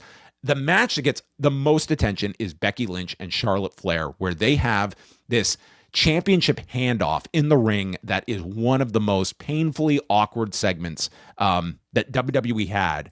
And you got the story that came out, like, of the real animosity that these two were carrying with one another, and it made for this oddly compelling match between these two, with the idea of, like, if they're going to be able to put together a match that would be that would click, like, just how this was going to work. It was a weird deal. Like, it's not too often you get that kind of a dynamic in today's modern professional wrestling, with the idea of if people are going to work together in a match. And that's kind of the weird dynamic that they had going for this match. And I gotta say, it kind of worked in a weird way. I mean, it was something for this show, which, as I mentioned, it's not like this show had a ton of momentum behind it. Like, WWE is really in the doldrums in 2021. You do have the return of crowds that has helped a bit, but you're still really just in this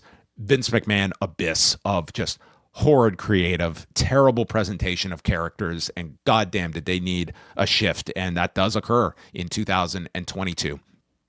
So that is where we are going to go next, to the Survivor Series and the reboot of Survivor Series, which brings us to the War Games era. So Vince McMahon is kind of the story of 2022. The Wall Street Journal investigation, the reporting of the Wall Street Journal leads to Vince McMahon's ouster in the summer of 2022. Now, in time, we learned how far removed was Vince McMahon. It's hard to say he was fully out of the picture at this point, but the figurehead is Paul Levesque at this point, and certainly you can see changes that have been installed at this time. And more importantly, in 2022, you did have the introduction of Cody Rhodes, and the bloodline really starts to take form, and it is the introduction of Sami Zayn to the group that does take it to the next level. Now, Cody is hurt at this point. He suffered the torn pec back in the spring, so he is not present for this Survivor Series, but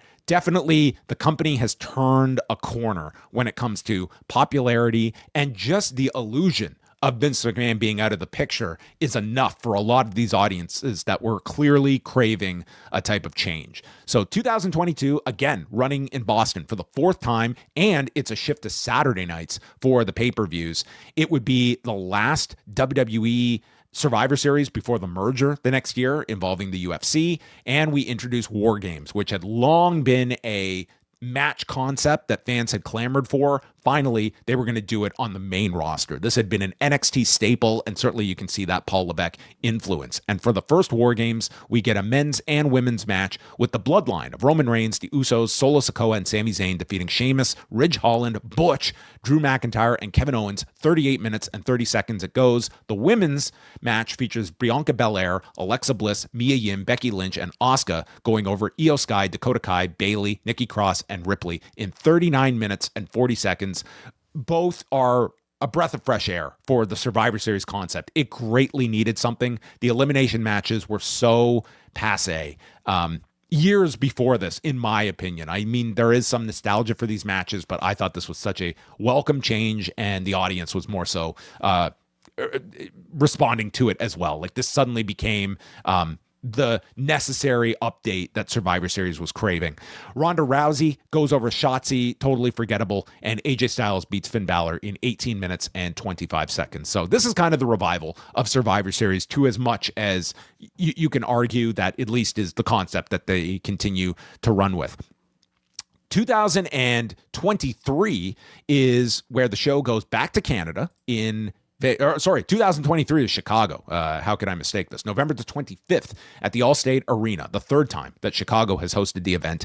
And it is Cody Rhodes, Seth Rollins, Jey Uso, Sami Zayn, and the returning Randy Orton defeating Damian Priest, Finn Balor, Dominic Mysterio, JD McDonough, and Drew McIntyre in 34 minutes and 50 seconds in War Games. But it is in the closing moments as the babyfaces are triumphant in the ring that Cult of Personality plays. And for the first time since 2014, CM Punk walks into a WWE arena. It is 2 months after he's been fired by AEW. Monster pop, and for whatever skepticism there was, here we are 2 years later, and Punk has been an invaluable addition to WWE. He's been a big part of this popularity boom that only grows in 2024. The company has more than rebounded in 2023, but Punk is kind of like that last piece that takes them to another level in 2024. So it's remembered as much for Punk's return. And then also on the show in the women's War Games, it's Bianca Belair, Charlotte Flair, Shotzi, and Becky Lynch over Asuka, Io Sky, Bayley, and Kairi Sane, 33 minutes and 35 seconds. Rhea defeats Zoe Stark to keep the women's title. Gunther beats Miz to keep the IC title. And Santos Escobar beats Dragon Lee. Yes, folks, we're in the 5-match era of Survivor Series. Also, trivia note, this is the final WWE event ever released on DVD, as WWE would shut down its home video division at the end of 2023. Now we go to Canada, which was the 2024 show. And that is the Survivor Series, where I think I had my posters wrong here. So folks, if you bear with me here, I am a one-man operation here. So we go to 2024 in Canada, and that is the show in Vancouver on November the 30th, Rogers Arena. First pay-per-view in the city of Vancouver since Rock Bottom in December of 1998. This would be the last Survivor Series to stream on Peacock, with the move this year to ESPN. And this is the show that features Roman Reigns, the Usos, Sami Zayn, and CM Punk defeating Solo Sikoa, Jacob Fatu, Tama Tonga, and Tonga Loa with Bronson Reed. 41 minutes and 55 seconds. A lot of casualties in this match. Bronson Reed breaks his ankle. Tonga Loa tears his biceps. Jimmy Uso breaks a toe. And it is also where CM Punk is owed a favor from Paul Heyman. And that is kind of the impetus for WrestleMania and what ultimately becomes Paul Heyman having to corner Punk over Roman Reigns in the triple threat with Seth Rollins that headlines the first night of WrestleMania 41. Women's match sees Rhea Ripley, Bianca Belair, Naomi, Io Sky, and Bayley defeating Liv Morgan, Raquel Rodriguez, Nia Jax, Tiffany Stratton, and Candice LeRae in 38 minutes and 15 seconds. Gunther beats Damian Priest, retaining the World Heavyweight title. Braun Breaker makes his Survivor Series debut, defeating Sheamus and Ludwig Kaiser to retain the Intercontinental title. And in our title change, the lone title change of the show, Shinsuke Nakamura wins the United States title from LA Knight. And that is the history of the Survivor Series. We have now gone through 38 Survivor Series. I cannot believe that we have gone through all of these. And that leads us into Saturday night, when Survivor Series will have its most attended show in the entire history of the show, going back to 1987 at Petco Park in San Diego, California, where it will feature John Cena's final Survivor Series match. It will be his 12th Survivor Series match in history, and him and Roman Reigns will be tied with 12 matches apiece after the show. That is not the most in history, which still belongs to The Undertaker. As of right now, 4 matches scheduled: men's and women's War Games match, and then John Cena, Dominic Mysterio, and Stephanie Becerra against